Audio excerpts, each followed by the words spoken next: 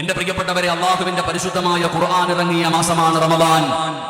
അള്ളാഹുവിന്റെ കലാമായ പരിശുദ്ധമായ ഖുർആൻ, ആ ഖുർആനിനെ ഇറക്കുന്നതിന് വേണ്ടി അള്ളാഹു സുബ്ഹാനഹു വ തആല തീരുമാനിച്ച മാസമാണ് റമദാൻ. ശഹ്റു റമദാനല്ലദീ ഉൻസില ഫീഹിൽ ഖുർആനു ഹുദൻ ലിന്നാസി വബയ്യിനാത്തിൻ മിനൽ ഹുദാ വൽ ഫുർഖാൻ. അള്ളാഹുവിന്റെ പരിശുദ്ധമായ ഖുർആൻ അല്ലാഹു സുബ്ഹാനഹു വ തആല ഇറക്കിയ മാസമാണ് വിശുദ്ധമായ റമദാൻ. ആ പരിശുദ്ധമായ റമദാനിലാണ് ഓരോ ദിനങ്ങളിലെ പത്രമാധ്യമങ്ങൾ എടുത്ത് വായിച്ചു നോക്കുമ്പോൾ പടച്ചവനെ മുസ്ലിം സമുദായത്തിന്റെ മക്കളെ ചെയ്തു കൂട്ടുന്ന പ്രവർത്തനങ്ങൾ, പടച്ചവനെ കൊലപാതകങ്ങൾ, അള്ളാഹുവേ പടച്ചവനെ നമ്മൾ മനസ്സിലാക്കേണ്ടത് 5 പേരെ കൊന്നുകളഞ്ഞ ചെറുപ്പക്കാരന്റെ ചരിത്രമെന്ന് പഠിച്ചു നോക്ക്. താമരശ്ശേരിയിൽ ഉമ്മയെ വെട്ടിക്കുന്ന മകന്റെ വാർത്തയെടുത്ത് വായിച്ചു നോക്ക്. ഓരോ ദിവസവും ഭയപ്പെടുത്തുന്ന വാർത്തകളാണ് ഞാനും നിങ്ങളും കേട്ടുകൊണ്ടിരിക്കുന്നത്. ഏത് മാസത്തിലാണ്? പരിശുദ്ധമായ റമദാൻ മാസത്തിൽ ഖുർആൻ ഇറങ്ങിയ മാസം. ഇന്ന് രാവിലെ പത്രം എടുത്തു നോക്കുമ്പോഴും നമ്മൾ വാർത്ത കണ്ടവരാണ്.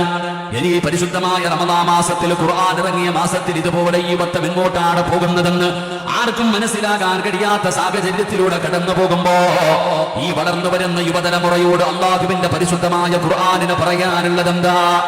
ആ വിശുദ്ധമായ ഗ്രന്ഥമുണ്ടല്ലോ, അള്ളാഹുവിന്റെ കലാമുണ്ടല്ലോ, നമ്മളിൽ പലർക്കും അതിന് ആദരവില്ല, ബഹുമാനമില്ല, പരിഗണനയില്ല, ഖുർആനിന് കൊടുക്കേണ്ട സ്ഥാനം കൊടുക്കാറില്ല. നമുക്കത് നിസാരമായി പോയി മരണ വീട്ടിലെടുത്ത് പാരായണം ചെയ്യാനുള്ള ഒരു ഗ്രന്ഥമായി അള്ളാഹുവിന്റെ വിശുദ്ധമായ ഖുർആൻ പെടുന്ന് മാറുമ്പോ നമുക്കതിന്റെ മഹത്വം അറിയാഞ്ഞിട്ടാണ്. ഭയപ്പെടണം ചെറുപ്പക്കാരാ, പെങ്ങളെ നല്ലതുപോലെ പേടിക്കണം. അത് അള്ളാഹുവിന്റെ കലാമാണ്. ലൗ അൻസൽനാ ഹാദൽ ഖുർആന അലാ ജബലിൻ ലറഅയ്തഹു ഖാശിഅൻ മുതസദ്ദിയൻ മിൻ ഖശിയത്തില്ലാഹ്. ഈ ഖുർആനാണ് അല്ലാഹു സുബ്ഹാനഹു വ തആല ഒരു പർവ്വതത്തിന്റെ മുകൾ തട്ടിലാണ് ഇറക്കിയിരുന്നതെങ്കിൽ ആ ഖുർആൻ ഇറങ്ങിയത് കാരണം ഭയന്ന് വിറച്ചുകൊണ്ട് ആ പർവ്വതങ്ങൾ പോലും ധൂളികളായി പോകുമായിരുന്നു എന്ന് അള്ളാഹുവിന്റെ വിശുദ്ധമായ ഖുർആൻ പറയുമ്പോ എന്റെ പ്രിയപ്പെട്ടവരോട് പറയുന്ന മുസ്ലിമീങ്ങളെ പഠിക്കണം. മുസ്ലിം ആരാണെന്നറിയുമോ? ഒരു മുസ്ലിമിന്റെ യഥാർത്ഥ സ്വഭാവം എന്തെന്നറിയുമോ? ഒരു മുസ്ലിമായി ജീവിച്ചാൽ, ഒരു മുസ്ലിം മുഅ്മിനായി ജീവിച്ചാൽ അവന്റെ ജീവിതമാണ് ജനങ്ങളെ നോക്കിക്കൊണ്ടിരിക്കുന്നത്. ജനങ്ങൾ അവനെ കണ്ടു പഠിച്ചുകൊണ്ടിരിക്കുകയാണ്. അവന്റെ സ്വഭാവ ഗുണം കണ്ടിട്ടാണ് ജനങ്ങൾ അള്ളാഹുവിന്റെ ദീനിലേക്ക് കടന്നു വരുന്നത്. ഒരു മുസ്ലിമിന്റെ സ്വഭാവം എങ്ങനെയായിരിക്കണം, ഒരു മുഅ്മിനിന്റെ സ്വഭാവം എങ്ങനെയായിരിക്കണമെന്നറിയുമോ? മഹാനായ ആദരവായ പ്രവാചകൻ നബി മുഹമ്മദ് മുസ്തഫ സല്ലല്ലാഹു അലൈഹി വസല്ലമ തങ്ങൾ പറയുകയാണ്, കഅബാലയത്തെ പോലെയാകണം ഒരു മുസ്ലിം. അള്ളാഹുവിന്റെ പരിശുദ്ധമായ കഅബാലയത്തിനെ പോലെയാകണം ഒരു മുഅ്മിനിന്റെ സ്വഭാവം. കഅബാലയത്തിന്റെ പ്രത്യേകത എന്തെന്നറിയുമോ? പടച്ചവനെ, ആ കഅബാലയത്തെ ഒരു മനുഷ്യർ എത്ര പ്രാവശ്യം കണ്ടാലും അവന് കൊതി തീരുന്നില്ല. അള്ളാഹുവിന്റെ പരിശുദ്ധമായ കഅബാലയം നമ്മൾ പല സ്ഥലങ്ങളിലും പോകാറുണ്ടല്ലോ, പല യാത്രകളും ചെയ്യാറുണ്ടല്ലോ. വീണ്ടും ഒരു യാത്ര ചെയ്യാൻ തയ്യാറാകുമ്പോ ഇന്ന സ്ഥലത്ത് പോകാമെന്ന് പറഞ്ഞാൽ നമ്മൾ പറയും നമ്മൾ അവിടെ പോയവരാണ്, ആ സ്ഥലം കണ്ടവരാണ്, അതുകൊണ്ട് നമുക്ക് വേറെ ഒരു സ്ഥലത്ത് പോകാമെന്ന് പറയുന്നവരാ. എന്നാൽ അള്ളാഹുവിന്റെ പരിശുദ്ധമായ കഅബാലയം ഉണ്ടല്ലോ, നിന്റെ ജീവിതത്തിൽ നീ 1,00,000 പ്രാവശ്യം കണ്ടാലും നിനക്ക് മതി വരുന്നില്ല. അവിടെ പോകാൻ ആഗ്രഹമില്ല എന്ന് പറയുന്നില്ല. ഞാൻ കണ്ട സ്ഥലമാണ്, അതുകൊണ്ട് വേറെ എവിടെങ്കിലും പോകാമെന്ന് നമ്മൾ പറയുന്നില്ല. ആ കഅബാലയം കാണാൻ വല്ലാത്ത ആഗ്രഹമാണ്, ആ കഅബാലയത്തിനോട് വല്ലാത്ത സ്നേഹമാണ്. ആ കഅബാലയത്തിലൊന്ന് തൊടാൻ, ആ കഅബയുടെ കില്ലയൊന്ന് പിടിക്കാനൊന്ന് ചുംബിക്കാൻ, പടച്ചവനെ ആ കഅബാലയത്തിന്റെ മുറ്റത്ത് പോയൊന്ന് നിസ്കരിക്കാൻ നമുക്ക് വല്ലാത്ത കൊതിയാണ്, നമുക്ക് വല്ലാത്ത ആഗ്രഹമാണ്. എത്ര കണ്ടാലും മതി വരുന്നില്ലടോ. അവസാനം ആ കഅബാലയത്തിന്റെ മുറ്റത്ത് നിന്ന് സലാം പറഞ്ഞ് വിടവാങ്ങൽ തവാഫ് കഴിഞ്ഞ് അവസാനം അല്ലാഹുവിന്റെ കഅബാലയത്തിന്റെ നേരെ നിന്നിട്ട് അസ്സലാമു അലൈക യാ കഅബത്തുല്ലാഹ്, കഅബയോട് സലാം പറയുമ്പോ ഏതൊരു മനുഷ്യന്റെയും കണ്ണ് നിറയുകയാണ്. അവൻ അവസാനം പിരിയുമ്പോഴും പറയുന്നത്, പടച്ചവന് എനിക്കിനിയും വരാനും ഇനിയും കാണാനും എനിക്ക് ഭാഗ്യം തരണേ എന്ന് നിറകണ്ണുകളോടെ പൊട്ടിക്കരഞ്ഞ് ദുആ ചെയ്ത് പിരിയുമ്പോ ഇത് കഅബാലയത്തിന്റെ പ്രത്യേകതയാണ്. ഇതുപോലെയാണ് നിബിതങ്ങളുടെ സ്വഭാവം. അള്ളാഹുവിന്റെ പ്രവാചകനെ കണ്ട ഒരാള്, നിബിതങ്ങളോട് സംസാരിച്ച ഒരാള്, നിബിതങ്ങളുടെ കൂടെ ഇരുന്ന ഒരാള്, പടച്ചവനെ അവർക്കൊരിക്കലും മതിയാകുന്നില്ല. നിബിതങ്ങളെ എത്ര കണ്ടാലും മതി വരില്ല. നിബിതങ്ങളുടെ സംസാരം എത്ര കേട്ടാലും മടുപ്പ് വരില്ല. നിബിതങ്ങളുടെ കൂടെ എത്ര നേരം ഇരുന്നാലും പിന്നെയും ഇരിക്കാൻ കൊതിക്കുകയാണ്. പടച്ചവനെ, അത് നിബിതങ്ങളുടെ ഒരു പ്രത്യേകതയാണ്. ഇതാണ് ഒരു മുഅ്മിനിന്റെ സ്വഭാവം. ഇങ്ങനെ ആയിരിക്കും ഒരു മുഅ്മിന്. അവനെ കാണാൻ ജനങ്ങൾ കൊതിക്കുകയാണ്, അവനോട് സംസാരിക്കാൻ കൊതിക്കുകയാണ്, അവന്റെ കൂടെ സമയം ചെലവഴിക്കാൻ ആഗ്രഹിക്കുകയാണ്. ഇതുപോലെ ജനങ്ങൾ ആഗ്രഹിക്കണമെങ്കിൽ നമ്മൾ അല്ലാഹുവിന്റെ പരിശുദ്ധമായ ഖുർആൻ അനുസരിച്ച് ജീവിക്കണമടോ. ഒരു മുസ്ലിമിന്റെ ജീവിതം അതാണ്. എന്തിനാ വഅദ് പറയുന്നത്? എന്തിനാ ജനങ്ങളെ ഉപദേശിക്കുന്നത്? ഒരു മുസ്ലിമിന്റെ ജീവിതം കണ്ടിട്ട് വേണം ഇസ്ലാമിലേക്ക് ജനങ്ങളെ കടന്നു വരാൻ. അതായിരുന്നു ഒരു യഥാർത്ഥ മുസ്ലിമിന്റെ ജീവിതം. അങ്ങനെയാ എന്റെ പ്രിയപ്പെട്ടവര്. മഹാനായ സയ്യിദുനാ അബൂ ഹുറൈറ റളിയല്ലാഹു തആല അൻഹു, അബൂ ഹുറൈറ റളിയല്ലാഹു തആല അൻഹു നിവേദനം ചെയ്യുന്ന ഹദീസ്. എന്റെ പ്രിയപ്പെട്ടവരെ, അതാ പടച്ചവനെ, യമനിലെ രാജാവാണ് സുമാമ. ഇസ്ലാമിനോട് വല്ലാത്ത വെറുപ്പാണ്, ഇസ്ലാമിനോട് വല്ലാത്ത ശത്രുതയാണ് സുമാമയ്ക്ക്. അല്ലാഹുവിന്റെ പ്രവാചകനെ വല്ലാത്ത വെറുപ്പാണ്. നിബിധങ്ങളെ കൊല്ലാൻ ഒരുപാട് പ്രാവശ്യം പരിശ്രമിച്ച മനുഷ്യനാണ് സുമാമ. നിബിധങ്ങളെ ഒരുപാട് പ്രാവശ്യം കൊല്ലാൻ നോക്കി. അല്ലാഹു സുബ്ഹാനഹു വ തആല അല്ലാഹുവിന്റെ പ്രവാചകനെ രക്ഷപ്പെടുത്തുകയാണ്. നിബിധങ്ങളെ കൊല്ലാൻ പറ്റാത്തത് കാരണം സുമാമയ്ക്ക് ഒരുപാട് മുസ്ലിമീങ്ങളെ കൊന്നുകളഞ്ഞടോ. ഒരുപാട് മുസ്ലിമീങ്ങളെ സുമാമ അവിടെ നിന്ന് കൊന്നുകളയുകയാ. ഒരുപാട് മുസ്ലിമീങ്ങളെ സുമാമ എവിടെ നിന്ന് കൊന്നുകളഞ്ഞു. വല്ലാത്ത ഉപദ്രവമായിരുന്നു. അവസാനം അല്ലാഹുവിന്റെ പ്രവാചകൻ സല്ലല്ലാഹു അലൈഹി വസല്ലമ തങ്ങൾ അവിടെ നിന്ന് പറഞ്ഞു, സഹാബാ, സുമാമയെ ആരുടെ കയ്യിൽ കിട്ടിയാലും കൊന്നുകളയണേ സഹാബാ. നബി തങ്ങൾ കൊല്ലാൻ പറഞ്ഞ മനുഷ്യനാണ്. അത്രത്തോളം അവൻ മുസ്ലിമീങ്ങളെ ഉപദ്രവിച്ചവനാണ്. ആ സുമാമ എവിടെ വെച്ച് കിട്ടിയാലും കൊല്ലാൻ അല്ലാഹുവിന്റെ റസൂൽ ഓർഡർ ഇട്ടിരിക്കുകയാണ്. സഹാബത്ത് അവനെ തിരഞ്ഞു നടക്കുകയാ. അങ്ങനെ ഇരിക്കുമ്പോഴാണ് പടച്ചവനെ ഒരു ദിവസം അതാ ഒരു മനുഷ്യനെ കിട്ടുകയാണ്. പാതിരാത്രിക്ക് ഒരു മനുഷ്യനെ കാണുകയാണ്. അവന്റെ സംസാരവും അവന്റെ പ്രവർത്തനങ്ങൾ മുഴുവനും സംശയിക്കുന്ന രീതിയിലാണ് അവന്റെ പ്രവർത്തനങ്ങൾ നടന്നത്. അതുകൊണ്ട് സഹാബത്തിന് സംശയമായി, ഇവൻ ഇസ്ലാമിന്റെ ശത്രുവാണോ അതോ ഇസ്ലാമിന്റെ അനുകൂലിയാണോ? പടച്ചവനെ അവർക്ക് മനസ്സിലാകുന്നില്ല. അതുകൊണ്ട് ആ മനുഷ്യനെ പിടിച്ചു കൊണ്ടുവന്ന് മസ്ജിദ് നബവിയിൽ കെട്ടിയിടുകയാ. മസ്ജിദ് നബവിയിൽ കൊണ്ടുവന്ന് കെട്ടിയിടുകയാണ്. അല്ലാഹുവിന്റെ റസൂൽ വന്നിട്ട് തീരുമാനിക്കട്ടെ, പ്രവാചകൻ വന്നിട്ട് ഈ മനുഷ്യന്റെ കാര്യത്തിൽ തീരുമാനമെടുക്കട്ടെ. മസ്ജിദ് നബവിയിൽ കൊണ്ടുവന്ന് കെട്ടിയിട്ടിരിക്കുന്നു. ആരാണെന്നറിയില്ല. അങ്ങനെ ഇരിക്കുമ്പോഴാണ് അല്ലാഹുവിന്റെ പ്രവാചകൻ സല്ലല്ലാഹു അലൈഹി വസല്ലമ തങ്ങൾ നിബിധങ്ങൾ പള്ളിയിലേക്ക് കടന്നു വരുന്നത്. അപ്പോഴാണ് തൂണിൽ കെട്ടിയിട്ടിരിക്കുന്ന ഒരു മനുഷ്യനെ കാണുന്നത്. അല്ലാഹുവിന്റെ പ്രവാചകൻ സല്ലല്ലാഹു അലൈഹി വസല്ലമ തങ്ങളോട് സഹാബത്ത് പറഞ്ഞു, നബിയേ, യാ റസൂലല്ലാഹ്, സംശയകരമായ അവസ്ഥയിൽ കിട്ടിയ ഒരു മനുഷ്യനെ കൊണ്ടുവന്ന് കെട്ടിയിട്ടിട്ടുണ്ട് നബിയേ. നബി തങ്ങൾ വന്നിട്ട് തീരുമാനമെടുക്കാം. അല്ലാഹുവിന്റെ പ്രവാചകൻ ആ മനുഷ്യനെ നോക്കുകയാണ്. ആ തൂണിൽ കെട്ടിയിട്ടിരിക്കുന്ന മനുഷ്യനെ അല്ലാഹുവിന്റെ റസൂൽ അവിടെ നിന്ന് നോക്കുകയാ. എന്നിട്ട് നബി തങ്ങൾ ചോദിക്കുന്നു, സഹാബാ, ആ കിടക്കുന്നത് ആരാണെന്നറിയുമോ സഹാബാ? അല്ലാഹുവിന്റെ പ്രവാചകൻ ചോദിക്കുകയാണ്, ഈ പള്ളിയുടെ തൂണിൽ കെട്ടിയിട്ടിരിക്കുന്ന മനുഷ്യൻ ആരെന്നറിയോ? സഹാബത്ത് പറഞ്ഞു, അറിയില്ല നബിയേ. അല്ലാഹുവിന്റെ റസൂൽ പറഞ്ഞു, അത് സുമാമയാണ് സഹാബാ. എവിടെ വെച്ച് കണ്ടാലും കൊന്നുകളയാറ് അല്ലാഹുവിന്റെ പ്രവാചകൻ സല്ലല്ലാഹു അലൈഹി വസല്ലമ തങ്ങൾ പറഞ്ഞ ഒരുപാട് മുസ്ലിമീങ്ങളെ കൊന്നുകളഞ്ഞ അല്ലാഹുവിന്റെ പ്രവാചകനെ കൊല്ലാൻ തയ്യാറായ ആ മനുഷ്യനെയാണ് പള്ളിയുടെ തൂണിൽ അവിടെ നിന്ന് കെട്ടിയിട്ടിരിക്കുന്നത്. സുമാമയാണെന്ന് പറയുമ്പോ സ്വഹാബത്തിന്റെ ശരീരം ഇങ്ങനെ വിറയ്ക്കുകയാണ്. അവരുടെ രക്തം ഇങ്ങനെ തിളയ്ക്കുകയാണ്. അല്ലാഹുവിന്റെ റസൂൽ എന്നോട് കൊല്ലാൻ പറഞ്ഞിരുന്നെങ്കിൽ, നബി തങ്ങൾ എന്നോട് കൊല്ലാൻ പറഞ്ഞിരുന്നെങ്കിൽ ഓരോ മനുഷ്യരും കൊതിച്ചു പോവുകയാണ്. ആ സമയത്ത് അല്ലാഹുവിന്റെ പ്രവാചകന്റെ മറുപടി എന്തെന്നറിയുമോ? സ്വഹാബാ, ഒരാളും സുമാമയെ തൊട്ടു പോകരുത് സഹാബാ. ഒരാൾ പോലും സുമാമയെ തൊട്ടു പോകാൻ പാടില്ല. അല്ലാഹുവിന്റെ റസൂൽ പെടുന്ന സഹാബത്തിനോട് പറയുകയാണ്. രണ്ടാമത് പറഞ്ഞു, ഒരു രാജ്യത്തിന്റെ ഭരണാധികാരിയാണ്, അതുകൊണ്ട് സുമാമയ്ക്ക് നിങ്ങൾ ഭക്ഷണം കൊടുക്കണേ, നിങ്ങൾ ഒരു പ്രയാസവും വരുത്തരുത്, നിങ്ങൾ ഭക്ഷണവും പാലും കൊടുക്കണേ എന്ന് നബി മുഹമ്മദ് മുസ്തഫ സല്ലല്ലാഹു അലൈഹി വസല്ലം തങ്ങൾ എവിടെ വെച്ച് കണ്ടാലും കൊന്നുകളയാൻ നബി തങ്ങൾ പറഞ്ഞ മനുഷ്യനെയാ സഹാബത്ത് കൊണ്ടുവന്ന് പള്ളിയിൽ കെട്ടിയിട്ടിരിക്കുന്നത്. അപ്പോഴാണ് നബി തങ്ങൾ ചോദിച്ച്, കിടക്കുന്നത് ആരാന്നറിയോ? സുമാമ. സഹാബത്ത് മുഴുവനും പടച്ചവനെ എന്നോട് പറഞ്ഞിരുന്നെങ്കിൽ അവനെ കൊന്നേക്കാമെന്ന് പറഞ്ഞ് റെഡിയായി നിൽക്കുമ്പോഴാ നബി തങ്ങൾ പറയേണ്ടത്, ചങ്ങാതി ഒരാൾ പോലും തൊട്ടുപോകാൻ പാടില്ല. നബി തങ്ങൾ പറയുന്നു, കഴിക്കാൻ ഭക്ഷണവും കൊടുക്കണം, പാലും കൊണ്ടുവന്ന് കൊടുക്കണം. ദഹിക്കുന്നില്ല സഹാബത്തിന്. അല്ലാഹുവിന്റെ റസൂൽ സല്ലല്ലാഹു അലൈഹി വസല്ലം തങ്ങൾ പറഞ്ഞു. അതുകൊണ്ട് നബി തങ്ങൾ പറഞ്ഞത് സഹാബത്ത് അനുസരിച്ചു. അവർ ഭക്ഷണം കൊണ്ടുവന്ന് കൊടുത്തു, അവര് പാല് കൊണ്ടുവന്ന് കൊടുത്തു. എന്റെ പ്രിയപ്പെട്ടവരെ, ഒരു ദിവസം കഴിഞ്ഞു അല്ലാഹുവിന്റെ പ്രവാചകൻ സല്ലല്ലാഹു അലൈഹി വസല്ലം തങ്ങൾ സുമാമയുടെ ചാരത്ത് നിന്നിട്ട് നബി തങ്ങൾ ചോദിച്ചു, മാദാ ഇൻദകയാ സുമാമ, എന്തുണ്ട് സുമാമ വിശേഷമൊക്കെ? നബി തങ്ങൾ സുമാമയോട് ചോദിച്ചു, എന്താണ് വിശേഷമൊക്കെ? ഫഖാല ഇന്ദി യാ മുഹമ്മദ് ഖൈർ, മുഹമ്മദ് എനിക്ക് സുഖമാ, നീ എന്നെ കൊല്ല്, എനിക്ക് നിനക്ക് വേണമെങ്കിൽ എന്നെ കൊല്ലാം, കൊല്ലണമെങ്കിൽ കൊന്നുകളയാം. സുമാമ പറയുന്നുണ്ട്, മുഹമ്മദ്, എന്നെ നീ വെറുതെ വിട്ടാൽ നിനക്ക് ഞാൻ ആവശ്യമുള്ള സമ്പത്ത് ഞാൻ തരാം. നബി സല്ലല്ലാഹു അലൈഹി വസല്ലം തങ്ങൾ ഒന്നും മിണ്ടിയില്ല, പോയി. രണ്ടാമത്തെ ദിവസമായി. രണ്ടാമത്തെ ദിവസം നബി തങ്ങൾ സുമാമയുടെ അടുക്കൽ വന്നിട്ട് ചോദിച്ചു, സുമാമ, സുഖമാണോ നിനക്ക്?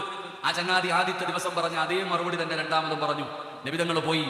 മൂന്നാമത്തെ ദിവസവും അല്ലാഹുവിന്റെ പ്രവാചകൻ സല്ലല്ലാഹു അലൈഹി വസല്ലം തങ്ങൾ സുമാമയോട് ചോദിച്ചു, എന്താ വിശേഷം? അപ്പോഴും അതേ മറുപടി തന്നെ. 3 ദിവസം കഴിഞ്ഞപ്പോൾ നബി തങ്ങളുടെ സ്വഹാബത്തിനോട് പറഞ്ഞു, അവനെ അഴിച്ചുവിട്ടേക്കാൻ. സുമാമയെ അഴിച്ചുവിട്ടേക്കാൻ പറഞ്ഞു. അങ്ങനെ സുമാമയെ അഴിച്ചുവിട്ടു. സുമാമ പള്ളിയിൽ നിന്ന് ഇറങ്ങിപ്പോയി. സ്വഹാബത്തെല്ലാവരും അത്ഭുതത്തോടെ നോക്കി നിന്നു, ഒന്നും മനസ്സിലാകാത്തവരെ പോലെ. സുമാമ ഇവിടെ നിന്ന് ഇറങ്ങിപ്പോയി. എന്റെ പ്രിയപ്പെട്ട സഹോദരങ്ങളെ കുറച്ചങ്ങ് സഞ്ചരിച്ചു കഴിഞ്ഞപ്പോൾ സുമാമ അവിടെ നിന്ന് തന്റെ വാഹനം കെട്ടിയിട്ടു. എന്നിട്ട് ഇറങ്ങി കൈകാലുകൾ കഴുകി, തന്റെ കയ്യും കാലുമെല്ലാം കഴുകി. എന്നിട്ട് സുമാമ നബി തങ്ങളുടെ മുമ്പിലേക്ക് തിരിച്ചു വന്നു. സ്വഹാബത്ത് മുഴുവനും അത്ഭുതത്തോടെ നോക്കി നിൽക്കുമ്പോൾ സുമാമ അല്ലാഹുവിന്റെ പ്രവാചകൻ സല്ലല്ലാഹു അലൈഹി വസല്ലമ തങ്ങളുടെ മുമ്പിലേക്ക് കടന്നു വന്നു. അശ്ഹദു അല്ലാ ഇലാഹ ഇല്ലല്ലാഹ് വഅശ്ഹദു അന്ന മുഹമ്മദുർ റസൂലുള്ളാഹ്. നബി തങ്ങളുടെ കൈ പിടിച്ചുകൊണ്ട് സുമാമ അല്ലാഹുവിന്റെ പരിശുദ്ധമായ ദീനിലേക്ക് കടന്നു വന്നു. എന്നിട്ട് സുമാമ പറഞ്ഞ ഒരു മറുപടിയുണ്ട്, ഞാൻ ലോകത്ത് ഏറ്റവും കൂടുതൽ വെറുത്തിരുന്ന മുഖം അങ്ങയുടെ മുഖമാണ്. ഈ ലോകത്ത് ഞാൻ ഏറ്റവും കൂടുതൽ വെറുത്തിരുന്ന മുഖം മുഹമ്മദ് അങ്ങയുടെ മുഖമായിരുന്നു. പക്ഷെ ഇന്ന് എന്റെ ജീവിതത്തിൽ ഞാൻ ഏറ്റവും കൂടുതൽ കാണാൻ ആഗ്രഹിക്കുന്ന മുഖം അങ്ങയുടെയാ. ഞാൻ എൻ്റെ ജീവിതത്തിൽ ഏറ്റവും കൂടുതൽ വെറുത്തിരുന്ന നാട് മദീനയായിരുന്നു. ഇന്നെൻ്റെ ജീവിതത്തിൽ ഞാൻ ഏറ്റവും കൂടുതൽ ആഗ്രഹിക്കുന്ന നാട് മദീനയാ.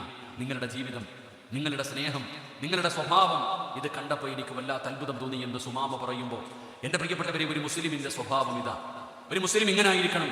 അവന്റെ നടത്തവും അവന്റെ പ്രവർത്തനവും അവന്റെ സ്വഭാവവും അവന്റെ സർവ്വ കാര്യങ്ങളും ജനങ്ങൾ വീക്ഷിച്ചു കൊണ്ടിരിക്കുന്നുണ്ട്. അതാണ് ഒരു യഥാർത്ഥ മുസ്ലിം എന്ന് പറഞ്ഞാൽ, ഒരു മുഅ്മിൻ എന്ന് പറഞ്ഞാൽ.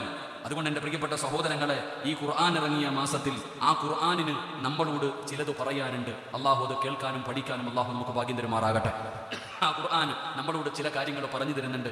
പ്രത്യേകിച്ച് ഇന്നത്തെ യുവതലമുറ, ആ യുവതലമുറ പഠിക്കണം. അള്ളാഹുവിന്റെ പരിശുദ്ധമായ ഖുർആൻ നമ്മളോട് പറയുന്ന കാര്യങ്ങൾ എന്താ? ആ ഖുർആൻ നമ്മളോട് പറഞ്ഞു തരുന്ന കാര്യങ്ങൾ എന്താ? എന്റെ പ്രിയപ്പെട്ടവരെ, അല്ലാഹുവിന്റെ പരിശുദ്ധമായ ഖുർആൻ, ആ ഖുർആനിന് നമ്മളോട് പറഞ്ഞു തരാറുള്ള ഒന്നാമത്തെ കാര്യം എന്തെന്നറിയുമോ? എന്റെ പ്രിയപ്പെട്ട സഹോദരങ്ങളെ, ആ പരിശുദ്ധമായ ഖുർആൻ നമ്മളോട് പറയുകയാണ്, നീ ഖുർആൻ ഒന്ന് പഠിക്കണേ. അല്ലാഹുവിന്റെ പരിശുദ്ധമായ ഖുർആൻ പഠിക്കുകയും അത് മറ്റുള്ളവർക്ക് നീ ഒന്ന് പകർന്നു കൊടുക്കണേ എന്ന് പരിശുദ്ധമായ ഖുർആൻ പറയുമ്പോ, എന്റെ പ്രിയപ്പെട്ടവരെ, പരിശുദ്ധമായ ഖുർആൻ ഇറങ്ങിയ വിശുദ്ധമായ റമദാൻ മാസത്തിൽ ആ ഖുർആൻ പഠിക്കുകയും ആ ഖുർആൻ പറയുന്നത് മറ്റുള്ളവർക്ക് പകർന്നു കൊടുക്കാൻ എന്റെ പ്രിയപ്പെട്ടവരെ നമ്മളെ കൊണ്ട് കഴിയുന്നില്ല. കാരണം നമ്മൾ ഖുർആൻ പഠിക്കാൻ തയ്യാറാകുന്നില്ല. ആ ഖുർആൻ പഠിക്കാൻ നമ്മൾ തയ്യാറായാൽ പടച്ചവനെ, നമ്മുടെ ജീവിതത്തിന് മാറ്റം വരികയാണ്. നമ്മുടെ ജീവിതത്തിന് മാറ്റം വരുത്താൻ ഖുർആനിന് കഴിയുമടോ? ആ ഖുർആൻ ഒന്ന് പഠിക്കാൻ തയ്യാറായാൽ നമ്മളുടെ സർവ്വ പ്രവർത്തനങ്ങളും മാറുകയാണ്. ആ ഖുർആൻ കേട്ടപ്പോഴാണ്, ആ ഖുർആൻ പഠിച്ചപ്പോഴാണ് പലരുടെയും ജീവിതത്തിൽ വലിയ വലിയ മാറ്റം വന്നത്. മഹാനായ സയ്യിദുനാ ഉമർ ഇബ്നുൽ ഖത്താബ്, ആ ഉമർ തങ്ങളുടെ ജീവിതത്തിൽ മാറ്റം വന്നത് ഖുർആൻ കേട്ടിട്ടാ. എന്റെ പ്രിയപ്പെട്ടവരെ, ഉമറിന് നന്നാകാൻ പറ്റുമായിരുന്നെങ്കിൽ, ഉമറിന്റെ ജീവിതത്തിൽ ഖുർആൻ മാറ്റം വരുത്തിയെങ്കിൽ പടച്ചവനെ നമുക്കും മാറാൻ കഴിയുമടോ? ഉമർ ആരാണെന്നറിയുമോ? ഖത്താബിന്റെ മകൻ. ഉമറിന്റെ ചരിത്രമെടുത്ത് വായിച്ചു നോക്ക്. പടച്ചവനെ, ഉമറിന്റെ അയൽവാസിയായ മനുഷ്യനോട് ഒരാൾ വന്നിട്ട് പറഞ്ഞു, ഖത്താബിന്റെ മകൻ ഉമർ മുസ്ലിമായി. ഖത്താബിന്റെ മകൻ ഉമർ മുസ്ലിമായി. അയൽവാസിയുടെ മറുപടി എന്തെന്നറിയുമോ? എന്റെ വീടിന്റെ മുറ്റത്ത് കെട്ടിക്കിട്ടിരിക്കുന്ന കഴുത മുസ്ലിമായി എന്ന് പറഞ്ഞാൽ, എന്റെ വീടിന്റെ മുറ്റത്ത് കെട്ടിക്കിട്ടിരിക്കുന്ന ഈ കഴുത ശഹാദത്ത് കലിമ പറഞ്ഞു മുസ്ലിമ എന്ന് പറഞ്ഞാ ഞാൻ വിശ്വസിക്കും. ഖത്താബിന്റെ മകൻ ഉമർ മുസ്ലിമ എന്ന് പറഞ്ഞാ ഞാൻ വിശ്വസിക്കില്ല. അത്രത്തോളം ജീവിതമായിരുന്നു ഖത്താബിന്റെ മകൻ ഉമറിൻ്റെത്. നബി തങ്ങളെ കൊല്ലാൻ പോയവനാണ്, അല്ലാഹുവിന്റെ റസൂലിനെ കൊല്ലുമെന്ന് ശപഥമെടുത്തിട്ട് പോയവനാണ് ഉമർ ഇബ്നുൽ ഖത്താബ്. അപ്പോഴാണ് തന്റെ പ്രിയപ്പെട്ട സഹോദരി ഫാത്തിമ മുസ്ലിമ എന്നറിയുന്നത്. അങ്ങനെ ഫാത്തിമാനെ നന്നാക്കാൻ പോയതാ. പടച്ചവനെ, വീട്ടിലേക്ക് കടന്നു ചെന്നു തന്റെ പ്രിയപ്പെട്ട സഹോദരി എടുത്തിട്ട് തല്ലിച്ചതയ്ക്കുകയാണ്. അവസാനം തന്റെ കൂടപ്പറപ്പിന്റെ ശരീരത്തിൽ നിന്ന് രക്തമൊഴുകുന്നത് കണ്ടപ്പോ ഉമർ തങ്ങളുടെ ദേഷ്യമൊന്ന് ശമിക്കുകയാണ്. അപ്പോഴാണ് ചോദിക്കുന്നത്, ഫാത്തിമ, ഞാൻ ഇങ്ങോട്ട് വരുമ്പോ നീ എന്തോ വായിക്കുന്നത് കണ്ടല്ലോ, എന്തോ പാടുന്നത് കണ്ടല്ലോ, എന്താണെന്ന് ചോദിക്കുമ്പോ അവിടെ നിന്ന് പറഞ്ഞത് അല്ലാഹുവിന്റെ പരിശുദ്ധമായ ഖുർആനാ. സൂറത്തു ത്വാഹ എന്ന് പറയുന്ന അധ്യായത്തിന്റെ ചില ആയത്തുകളങ്ങ് പാരായണം ചെയ്തു കൊടുത്തപ്പോ അല്ലാഹുവിന്റെ റസൂലിനെ കൊല്ലാൻ പോയ ഉമർ ഇബ്നുൽ ഖത്താബ് റളിയല്ലാഹു തആല നബി തങ്ങളുടെ മസ്ജിദ് നബവിയിലേക്ക് കടന്നു ചെല്ലുകയാണ്. സഹാബത്ത് പലരും പേടിച്ചു നിൽക്കുകയാണ്. ഖത്താബിന്റെ മകൻ ഉമറാണ് വരുന്നത്. സഹാബത്ത് എന്ത് ചെയ്യണമെന്നറിയാതെ പേടിച്ചു നിൽക്കുമ്പോ മഹാനായ സയ്യിദുനാ ഹംസ റളിയല്ലാഹു തആല ഉമർ തങ്ങളെ തടഞ്ഞു നിർത്തിയിട്ട് ചോദിക്കുന്നു, ഉമറേ, നബി തങ്ങളെ കാണാമെന്നതാണോ, മുസ്ലിമാകാമെന്നതാണോ, നിനക്ക് ഇതിനകത്ത് കയറിയിട്ട് ജീവനോടെ തിരിച്ചു പോകാം, അല്ല നബി തങ്ങളെ എന്തെങ്കിലും ചെയ്യാമെന്നതാണോ? ഉമറേ, ജീവനോടെ നീ തിരിച്ചു പോകില്ല. അവസാനം ഉമർ ഇബ്നുൽ ഖത്താബ് റളിയല്ലാഹു തആല അള്ളാഹുവിന്റെ പ്രവാചകന്റെ ചാരത്തേക്ക് കടന്നു നിന്നിട്ട് അവിടെ നിന്ന് സഹാദത്ത് കലിമ പറഞ്ഞു മുസ്ലിമാ എന്ന ചരിത്രം പറയുമ്പോ ഒരു വഴലല്ല നന്നാക്കിയത്, ഒരു പ്രഭാഷണമല്ല നന്നാക്കിയത്, ഒരാളുടെയും നസീഹത്തല്ല നന്നാക്കിയത്. അള്ളാഹുവിന്റെ പരിശുദ്ധമായ ഖുർആനിലെ സൂറത്തു ത്വാഹയിലെ ചില ആയത്തുകൾ പാരായണം ചെയ്യുന്നത് കേട്ടപ്പോ ഉമർ തങ്ങളുടെ ജീവിതത്തിൽ മാറ്റം വന്നു എന്ന ചരിത്രം പറയുമ്പോ എന്റെ സഹോദര, ഇന്ത്യയുടെ രാഷ്ട്രപിതാവ് പോലും പറഞ്ഞല്ലോ, ഞാൻ ഇഷ്ടപ്പെടുന്നത് ഉമറിന്റെ ഭരണമാണ്, ഉമറിന്റെ ഭരണം ഞാൻ ഇഷ്ടപ്പെടുന്നു എന്ന് ഇന്ത്യ മഹാരാജ്യത്തിന്റെ രാഷ്ട്രപിതാവ് പോലും പറയുന്ന ഒരവസ്ഥയിലേക്ക് ഖത്താബിന്റെ മകൻ ഉമറിന്റെ ജീവിതം മാറ്റിയത് ഖുർആനാണോ? അതുകൊണ്ട് എന്റെ യുവതലമുറയോട് പറയുകയാണ്, നിങ്ങൾ ഖുർആനിലേക്കൊന്ന് മടങ്ങ്, അള്ളാഹുവിന്റെ ഖുർആൻ ഒന്ന് പഠിക്കാൻ തയ്യാറാകൂ, ആ ഖുർആൻ ഒന്ന് ഓതാൻ തയ്യാറാകൂ. ആ ഖുർആൻ പഠിക്കാൻ തയ്യാറായാൽ ഏതൊരു മനുഷ്യനും മാറുമടോ, ഏത് വൃത്തികെട്ടവനും മാറുമടോ. പഠിച്ചവനെ ഫുളൈൽ ഇബ്നു ഇയാദിന്റെ ചരിത്രം പഠിപ്പിക്കുന്നതാണ്. അതാ കൊട്ടേഷൻ നേതാവായിരുന്നു, കൊട്ടേഷൻ സംഘത്തിന്റെ നേതാവായിരുന്നു ഫുളൈൽ. മോശമായ ജീവിതം നയിച്ചവനാണ് ഫുളൈൽ. ഫുളൈൽ ഒരു പെണ്ണിനെ കൊതിച്ചു കഴിഞ്ഞാൽ, ഏതെങ്കിലും ഒരു പെണ്ണിനെ ഇഷ്ടപ്പെട്ട് കഴിഞ്ഞാൽ ആ പെണ്ണുമായി ശാരീരികമായി ബന്ധപ്പെടാതെ സമാധാനം ഉണ്ടാകില്ല. അതുപോലെ ജീവിച്ചവനാണ് ഫുളൈൽ. ആ ഫുളൈലിനോട് കൂട്ടുകാര് പറഞ്ഞു, ഫുളൈല് നീ എല്ലാ പെണ്ണുങ്ങളെയും വളയ്ക്കുമല്ലോ, എന്നാ ഞങ്ങളൊരു പെണ്ണിനെ കാണിച്ചു തരാം. എത്ര പരിശ്രമിച്ചിട്ടും ആ പെണ്ണ് ഞങ്ങൾക്ക് വഴങ്ങുന്നില്ല, നിന്നെ കൊണ്ട് കഴിയുമെങ്കിൽ നീ ആ പെണ്ണിനെയൊന്ന് വളച്ചു കാണിക്കേ. ഫുളൈൽ ഇബ്നു ഇയാദ് എന്ന് പറയുന്ന ചെറുപ്പക്കാരനോട് തന്റെ കൂട്ടുകാര് പറഞ്ഞു കൊടുക്കുകയാണ്, പഠിച്ചവനെ ഒരു സ്വാലിഹത്തായ പെണ്ണ്, അല്ലാഹുവിനെ ഭയന്ന് ജീവിക്കുന്ന ഒരു പെണ്ണ്. ആ പെണ്ണിന്റെ പുറകെ ഫുളൈൽ നടക്കാൻ തുടങ്ങി. എത്രയൊക്കെ പരിശ്രമിച്ചിട്ടും ആ പെണ്ണിനെ കീഴ്പ്പെടുത്താൻ കഴിയുന്നില്ല. അവസാനം പഠിച്ചവനെ വൈരാഗ്യമായി, അവസാനം ആരും അറിയാതെ ആ പെണ്ണ് ഒറ്റയ്ക്ക് വീട്ടിലുള്ള സമയത്ത് ഫുളൈൽ ഇബ്നു ഇയാദ് മതിൽ ചാടുകയാണ്. വീട് ചവിട്ടി തുറന്ന സുന്ദരിയായ പെണ്ണിന്റെ വീടിന്റെ അകത്തേക്ക് കടന്നു ചെന്നു. ആ പെണ്ണിനെ ബലാത്സംഗം ചെയ്യാൻ പോവുകയാണ്. ഇല്ലാത്ത സമയത്ത് ആരോഗ്യവാനായ ഫുളൈൽ ആ പെണ്ണിനെ ബലാത്സംഗം ചെയ്യുകയാണ്. അവസാനം എല്ലാ തയ്യാറെടുപ്പുകളും നടത്തി ആ പെണ്ണിനെ കീഴ്പ്പെടുത്തിയിട്ട് ആ പെണ്ണിന്റെ രണ്ട് കാലുകൾക്ക് തുടകൾക്കിടയിൽ ആ ചെറുപ്പക്കാരൻ ഇങ്ങനെ ഇരിക്കുമ്പോ അതാ ഒരു ഖുർആനിരുന്നൊരു ഉമ്മ പാരായണം ചെയ്യുകയാ, ഒരു ഖുർആനിന്റെ ആയത്ത് കേൾക്കുകയാണ്. പരിസരത്തുള്ള വീട്ടിലിരുന്നിട്ട് ഒരു ഉമ്മ അല്ലാഹുവിന്റെ പരിശുദ്ധമായ ഖുർആൻ ഓതുകയാ. ഏതായത്താ ഓതിയതെന്നറിയുമോ? അലം യഅനില്ലദീന ആമനൂ അൻ തഖ്ശഅ ഖുലൂബുഹും ലിദിക്രില്ലാഹ്. പരിശുദ്ധമായ ഖുർആനിന്റെ ആയത്തങ്ങ് പാരായണം ചെയ്യുന്നത് കേൾക്കുമ്പോ ആ പെണ്ണ് ഫുളൈലിനെ നോക്കുകയാണ്, ആ പെണ്ണ് ഫുളൈലിന്റെ മുഖത്ത് നോക്കുകയാണ്. ആ പെണ്ണിന്റെ കണ്ണ് നിറയുന്നുണ്ട്. അതുവരെ നിലവിളിച്ച പെണ്ണ്, അതുവരെ എന്നെ ഉപദ്രവിക്കല്ലേ എന്ന് കരഞ്ഞ പെണ്ണുണ്ടല്ലോ, ആ പരിശുദ്ധമായ ഖുർആനിന്റെ ഒരായത്ത് കേട്ടപ്പോ ഫുളൈലിന്റെ മുഖത്ത് ഇങ്ങനെ സങ്കടത്തോടെ നോക്കുകയാണ്. ഫുളൈൽ ചോദിച്ചു, എന്തിനാ പെണ്ണെ നീ ഇങ്ങനെ നോക്കുന്നത്? ഇതുവരെ നിലവിളിച്ച നീ, ഇതുവരെ എന്നെ ഒന്നും ചെയ്യല്ലേ എന്ന് പറഞ്ഞ് കരഞ്ഞിരുന്ന നീ, എന്താണ് എന്റെ മുഖത്ത് ഇങ്ങനെ നോക്കുന്നത്? ആ സമയത്ത് ആ പെണ്ണ് ചോദിക്കുന്നു, ഫുളൈലേ അല്ലാഹു ചോദിക്കുന്നത് കേട്ടോ, അല്ലാഹുവിന്റെ ഖുർആൻ പറയുന്നത് കേട്ടോ, അലം യഅനില്ലദീന ആമനൂ അൻ തഖ്ശഅ ഖുലൂബുഹും ലിദിക്രില്ലാഹ്. നന്നാകാ സമയമായില്ലേ ഫുളൈലേ? ഒരുപാട് ആസ്വദിച്ചില്ലേ, ഒരുപാട് അല്ലാഹുവിനെ ധിക്കരിച്ച് നടന്നില്ലേ? നന്നാകാ സമയമായില്ലേ? ആ ഒറ്റ ഒരായത്ത് കേട്ടപ്പോ ആ സുന്ദരിയായ പെണ്ണിന്റെ കാൽച്ചുവട്ടിൽ നിന്ന് ഫുളൈൽ ഇബ്നു ഇയാദ് ഇറങ്ങി പോവുകയാണ്. ആ ഒരൊറ്റ ആയത്താണ് ആ ചെറുപ്പക്കാരനെ നന്നാക്കിയത്, ജീവിതത്തിൽ മാറ്റം വരുത്തിയത്, ജീവിതത്തിൽ മാറ്റം വരുത്തിയത്. ഫുളൈൽ പിന്നെ ആരായി മാറിയെന്നറിയുമോ? എന്റെ പ്രിയപ്പെട്ടവരെ, അല്ലാഹുവിന്റെ പരിശുദ്ധമായ ഖുർആൻ പഠിക്കാൻ തയ്യാറായാൽ, അതൊന്ന് പഠിക്കാൻ തയ്യാറായാൽ നമ്മുടെ ജീവിതത്തിൽ മാറ്റം വരികയാണ്, നമ്മൾ നന്നാവുകയാണ്. എന്റെ പ്രിയപ്പെട്ടവരെ, പക്ഷേ എന്തു പറയാനാ, നമ്മൾ ഒരുപാട് ഖുർആൻ പഠിക്കുന്നവരാ, ഖുർആൻ ഒരുപാട് കേൾക്കുന്നവരാണ്. അല്ലാഹുവിന്റെ വിശുദ്ധമായ ഖുർആൻ, ആ ഖുർആനിന്റെ ആയത്തുകൾ കേൾക്കാത്ത ആരെങ്കിലും ഉണ്ടോ? ആ ഖുർആൻ പഠിക്കാത്ത ആരെങ്കിലും ഉണ്ടോ? ആ ഖുർആനിലെ ഒരു സൂറത്തെങ്കിലും കാണാതെ അറിയാത്ത ആരെങ്കിലും ഉണ്ടോ? പക്ഷേ മാറുന്നില്ലടോ, നമ്മൾ നന്നാകുന്നില്ല, നമ്മുടെ മക്കൾ നന്നാകുന്നില്ല. അവര് കള്ളുകുടിക്കുകയാണ്, അവര് കഞ്ചാവടിക്കുകയാണ്, അവര് മയക്കുമരുന്ന് ഉപയോഗിക്കുകയാണ്. 9 മാസം 10 മാസം ഗർഭം ചുമന്ന് മരണവേദനയുടെ വേദനയെന്നും പ്രസവിച്ച മാതാവിന് അവര് കുത്തിക്കൊല്ലാനും വെട്ടിക്കൊല്ലാനും തയ്യാറാവുകയാണ്. ഒരു ഭയമില്ലടോ. ഇന്നത്തെ യുവതലമുറയെ കുറിച്ച് വല്ലാത്ത അത്ഭുതമാണ്. അല്ലാഹുവേ, എങ്ങോട്ടാണ് പോകുന്നതെന്നറിയില്ല. എന്നാൽ ഈ പരിശുദ്ധമായ ഖുർആൻ 6-ാം നൂറ്റാണ്ടിലെ കാട്ടറബികളെ നന്നാക്കിയല്ലോ. 6-ാം നൂറ്റാണ്ടിലെ കാട്ടുറബികൾ കള്ളും പെണ്ണും വ്യഭിചാരവുമായി നടന്നവർ അവരെ നന്നാക്കിയത് അല്ലാഹുവിന്റെ വിശുദ്ധമായ ഖുർആനല്ലേ. എന്റെ പ്രിയപ്പെട്ട സഹോദര, അന്ന് വാപ്പമാര് മക്കളോട് കൊടുക്കുന്ന വസിയ്യത്ത് എന്തെന്നറിയുമോ? ഞാൻ മരിച്ചു കഴിഞ്ഞാ എന്റെ കബറിന്റെ മുകളില് ഒരു മുന്തിരിയുടെ തൈ നടണേ, ഒരു മുന്തിരിയുടെ തൈ വേണം നടാൻ. കാരണം എന്ത്? എന്റെ പ്രിയപ്പെട്ട സഹോദരങ്ങളെ, മുന്തിരിയിൽ നിന്നല്ലേ കള്ളുണ്ടാക്കുന്നത്. അതിന്റെ വേരുകൾ താഴേക്ക് ഇറങ്ങിയാൽ പടച്ചവനെ എന്റെ ശരീരം മണ്ണിലേക്ക് അലിഞ്ഞു ചേരുമല്ലോ. ആ വേരുകൾ എന്റെ ശരീരത്തിലേക്ക്, ആ അലിഞ്ഞു ചേർന്ന മണ്ണിലേക്ക് ആ വേരിറങ്ങിയാൽ ആ മുന്തിരിയുടെ രസമെങ്കിലും എനിക്ക് കിട്ടുമല്ലോ. ജീവിച്ചിരിക്കുമ്പോ മക്കളോട് പറയുകയാണ്, ഞാൻ മരിച്ചു കഴിഞ്ഞാൽ എന്റെ കബറിന്റെ മുകളിൽ മുന്തിരി തൈ നടണേ എന്ന് പറഞ്ഞ അവരുടെ മുമ്പിലാണ് അല്ലാഹുവിന്റെ ഖുർആൻ ഇറങ്ങിയത്. ഇന്നമൽ ഖംറു വൽ മൈസറു വൽ അൻസാബു വൽ അസ്ലാം റിജ്സും മിൻ അമലി ശൈത്താൻ.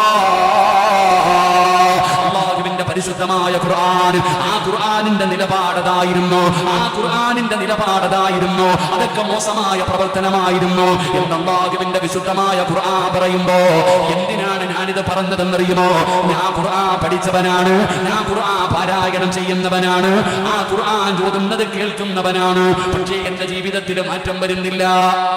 എന്റെ പ്രിയപ്പെട്ട സഹോദരങ്ങളെ, ഈ ഇരിക്കണത്തിൽ അധികം പേരും ഖുർആൻ പഠിച്ചവരാ, ഖുർആൻ പാരായണം ചെയ്യുന്നവരാ, ഖുർആൻ കേൾക്കുന്നവരാ. അല്ലാഹു ഈമാൻ തരുമാറാകട്ടെ, അല്ലാഹു ഈമാൻ തരുമാറാകട്ടെ, അല്ലാഹു ഈമാൻ തരുമാറാകട്ടെ.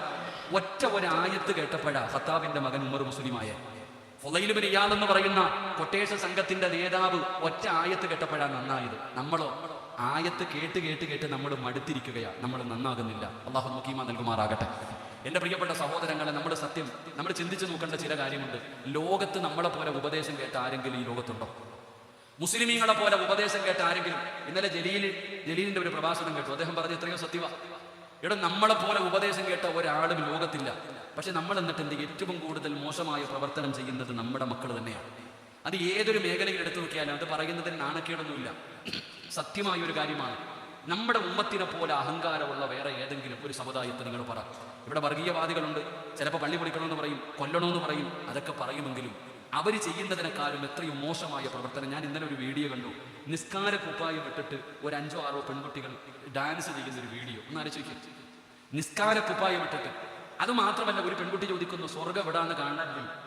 ഇന്നത്തെ ഒരു ചെറിയ പെൺകുട്ടി, 2 പെൺകുട്ടികൾ വെറുതെ കേട്ടിട്ട് പറഞ്ഞൊരു വാക്ക്, സ്വർഗം എവിടെയാണെന്ന് കാണണമെങ്കിൽ എളുപ്പവഴി കാലെവിടെയെങ്കിലും ഒന്ന് തട്ടിയാൽ മതി, അപ്പൊ സ്വർഗം കാണാം. ഇവിടെ നമ്മുടെ മക്കൾക്ക്, ഇന്നത്തെ യുവതലമുറയ്ക്ക് ഈ മരണത്തിന് ശേഷമുള്ള ജീവിതത്തിൽ വിശ്വാസമില്ല എന്നുള്ളതാണ് ഏറ്റവും ഭയാനകമായ ഒരു വാർത്ത. അവർക്ക് നമുക്ക് ഇപ്പൊ ഈ കുട്ടികളോട്, വിദ്യാഭ്യാസം കൂടിയിരിക്കുന്ന മക്കളോട് പോയിട്ട്, എടാ വീട്ടിലെ തീയ് നരകത്തിലെ തീയുടെ 70 അംശമാണെന്ന് പറഞ്ഞാൽ നമ്മുടെ മുഖത്തൊന്ന് നോക്കും. ഇന്നത്തെ കുട്ടികളോട് പറയുന്നു, ഈ വീട്ടിലെ തീയ് നരകത്തിലെ തീയുടെ 70 അംശമേ ഉള്ളെന്ന് പറഞ്ഞാൽ എന്തൊരു തെള്ളലാവസ്ഥ. ഇന്നത്തെ കുട്ടികൾ അങ്ങനെ ചോദിക്കണേ. ഇന്നത്തെ കുട്ടികളോട് പറയുന്നു, സ്വർഗത്തിലെ ഒരു മരം, നിബിധങ്ങൾ പറയുന്നു, ഇന്നഫിൽ ജന്നത്തിലെ ഷജറ, സ്വർഗത്തിൽ ഒരു തണൽ വൃക്ഷമുണ്ട്. ആ വൃക്ഷത്തിന്റെ വലിപ്പം നിബിധങ്ങൾ പറയുന്നത്, ഒരു മനുഷ്യന് വാഹനപ്പുറത്ത് ആ സ്വർഗത്തിലെ ഒരു മരത്തിന്റെ ചുവട്ടിലൂടെ 100 കൊല്ലം സഞ്ചരിച്ചാലും ആ മരം വിട്ടുകിടക്കാൻ കഴിയില്ല എന്ന് നബിയിന റസൂലുള്ളാഹി. സ്വർഗത്തിലെ ഒരു മരത്തിന്റെ ചുവട്ടിലൂടെ ഒരു മനുഷ്യൻ 100 കൊല്ലം സഞ്ചരിച്ചാലും ആ മരം വിട്ടുകിടക്കൂല. അത്രയും വലുപ്പമുള്ള ഒരു മരം സ്വർഗത്തിലുണ്ടെന്ന് പറഞ്ഞാൽ നിങ്ങൾ ആരെങ്കിലും വിശ്വസിക്കൂ?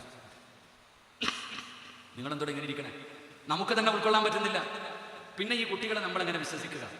എന്റെ പ്രിയപ്പെട്ട സഹോദരങ്ങൾ, അവർക്ക് ഉസ്താദ് നരകം ഉണ്ടടാ മോനെ, നരകമുണ്ട്. എവിടെ ഉസ്താദ് ഇരിക്കണമെന്ന് നിൽക്കണേ?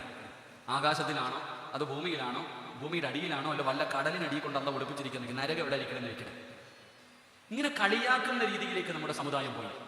ഉപദേശത്തിന് വല്ല കുറവുണ്ടോ? ജനിച്ച ഉടനെ ബാങ്ക്, ഇക്കാമത്ത്, പിന്നെ അങ്ങോട്ട് തുടങ്ങിയ ഉപദേശം, മദ്രസ, മാതാപിതാക്കളുടെ ഉപദേശം, വഴുതുകൾ, എന്തെല്ലാം കേൾക്കാൻ പറ്റുമോ അത്രത്തോടെ ഉപദേശം കൊടുത്തു. വല്ല മാറ്റമുണ്ടോ? വല്ല മാറ്റമുണ്ടോ? നന്നാകുന്നില്ല.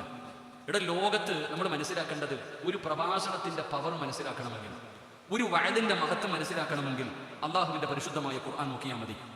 അള്ളാഹുവിന്റെ വിശുദ്ധമായ ഖുർആനിനകത്ത് അള്ളാഹു സുബ്ഹാനഹു വ തആല ഖിയാമത്ത് നാൾ വരെയുള്ള ജനങ്ങളോട് പറയുന്നു, വിശ്വാസത്തിന്റെ വിഷയത്തിൽ നിങ്ങൾ ഒരു പെണ്ണിനെ കണ്ടുപിടിക്കണം. ഖിയാമത്ത് നാൾ വരെയുള്ള മുസ്ലിമുകളോട് അല്ല പറയാ, നിങ്ങൾ വിശ്വാസത്തിന്റെ വിഷയത്തിൽ ഒരു പെണ്ണിനെ കണ്ടുപിടിക്കണം. ആ പെണ്ണാരാ? ഒരു പ്രവാചകന്റെ ഭാര്യയല്ല, ഒരു പ്രവാചകന്റെ ഉമ്മയല്ല, ഒരു പ്രവാചകന്റെ മകളല്ല, ഒരു സാധാരണ ഒരു മനുഷ്യന്റെ മകള്. ഒരു സാധാരണ, നമ്മളെ പോലെ സാധാരണ ഒരാളുടെ മകള്. ആ മകളെ കാണിച്ചിട്ട് അല്ലാഹു പറയുന്നു, വിശ്വാസത്തിന്റെ വിഷയത്തിൽ ഈ പെണ്ണിനെ പോലെയാകണം നിങ്ങൾ. ആ പെണ്ണാരാ? മഹദിയായ ആസിയ ബീവി റളിയല്ലാഹു തആല അൻഹ ആരുടെ ഭാര്യ? സാക്ഷാൽ ഫിർഔൻ ലഅനത്തുല്ലാഹി അലൈഹി അവന്റെ ഭാര്യ. അല്ലാഹു ഈമാൻ നൽകുമാറാകട്ടെ. നിങ്ങളെന്താ വെടികൊണ്ടതുപോലെ ഇരിക്കണം. അല്ലാഹു ഈമാൻ തരുമാറാകട്ടെ. ആരുടെ ഭാര്യ? ആരുടെ ഭാര്യ? അന റബ്ബുക്കുമുൽ അഅല എന്ന് പറഞ്ഞ നടന്ന ഫിർഔനിന്റെ ഭാര്യ. അവൻ ആരാന്നറിയോ? അവൻ സാധാരണ ആളല്ല. അവനെ നമ്മൾ അങ്ങനെ നിസാരമായിട്ട് എന്തുകൊണ്ടാണ് അവന്റെ പേര് കേൾക്കുമ്പോൾ ലഅനത്തുള്ള പറയാൻ പറഞ്ഞ? അവൻ അങ്ങനത്തവനായതുകൊണ്ടാണ്. ഒരൊറ്റ ഉദാഹരണം ഞാൻ ചോദിക്കട്ടെ. ഇവിടെ നാളെ നരകത്തിന്റെ മുമ്പിൽ വെച്ചുകൊണ്ട് ഇബ്ലീസ് ഒരു പ്രസംഗം നടത്തുമെന്ന തന്റെ അനുയായികളോട് നിങ്ങൾക്ക് ബോറടിക്കണുണ്ടോ? നിങ്ങളുടെ ഇരുത്തം കണ്ടപ്പോ ഇല്ല പ്രസവവാദി ഇരിക്കണവരെ ഇരിക്കണം. അതുകൊണ്ടാ ചരിഞ്ഞിട്ടിങ്ങനെ എല്ലാവരും ഒന്ന് നേരെ ഇരിക്കുക. അക്കാമാരെ, ഇത് സ്വർഗമല്ലേ? ഓടിപ്പോയാൽ ഇവിടെ ഇരുന്ന് മരിച്ചു പോകും. ഇവിടെ ഇരുന്ന് മരിച്ച സ്വർഗം കിട്ടും. അല്ലാഹു ഈമാൻ തരുമാറാകട്ടെ. ഓടിപ്പോയാൽ എന്ത് ചെയ്യും? മരിച്ചു പോകും. ആര് മരിച്ചാലും നമ്മൾ മരിക്കില്ല. നിങ്ങൾ അങ്ങനെയൊന്നും പേടിക്കണ്ട. ഇവിടെ ഇരുന്ന് മരിക്കണമെങ്കിൽ അതിനും ഒരു യോഗം വേണം. നമ്മൾ ചിന്തിച്ചാൽ മതി വല്ല യോഗമുണ്ടോ? നമുക്കിവിടെ ഇരുന്ന് മരിക്കാൻ വല്ല അർഹതയുണ്ടോ? അതിനുള്ള പുണ്യമൊന്നും നമ്മൾ ചെയ്തിട്ടില്ല. അള്ളാഹു നമുക്ക് നല്ല മരണം തരുമാറാകട്ടെ. അപ്പൊ ഇബ്ലീസ് ഇങ്ങനെ തന്റെ അനുയായികളോടൊക്കെ പ്രസംഗം നടത്തുമെന്ന്. അപ്പൊ ഇങ്ങനെ ഇബ്ലീസ് ഇങ്ങനെ ഒരു സ്ഥലത്ത് ഇരിക്കും അത്രേ. അപ്പോഴാണ് ഫിർഔൻ ഇങ്ങനെ നടന്നു വരും. ഫിർഔൻ ഇങ്ങനെ വരുമ്പോ ഈ ടീച്ചർ വരുമ്പോ വിദ്യാർത്ഥികളൊക്കെ എഴുന്നേക്കുന്നത് പോലെ ഇരിക്കണ സ്ഥലത്ത് നിന്ന് ഇബ്ലീസ് എഴുന്നേറ്റ് നിൽക്കും അത്രേ. ഇബ്ലീസ് ഇങ്ങനെ എഴുന്നേറ്റ് നിൽക്കും. അപ്പൊ ഫിർഔൻ ചോദിക്കും, ഇതോടാ എന്നെ കളിയാക്കുന്നോ? നീ എന്നെ കളിയാക്കുന്നോ? നീ ഒറ്റ ഒരുത്തനാടാ എന്നെ ഇങ്ങനെ ആക്കിയേ. ഇബ്ലീസിനോട് ഫിർഔൻ പറയൂത്ര, എന്നെ നീ ഇങ്ങനെ ആക്കിയത് നീ ഒറ്റ ഒരുത്തനാ, എന്നിട്ട് നീ എന്നെ കളിയാക്കുന്നു, എന്നെ കണ്ടപ്പോ എഴുന്നേക്ക്.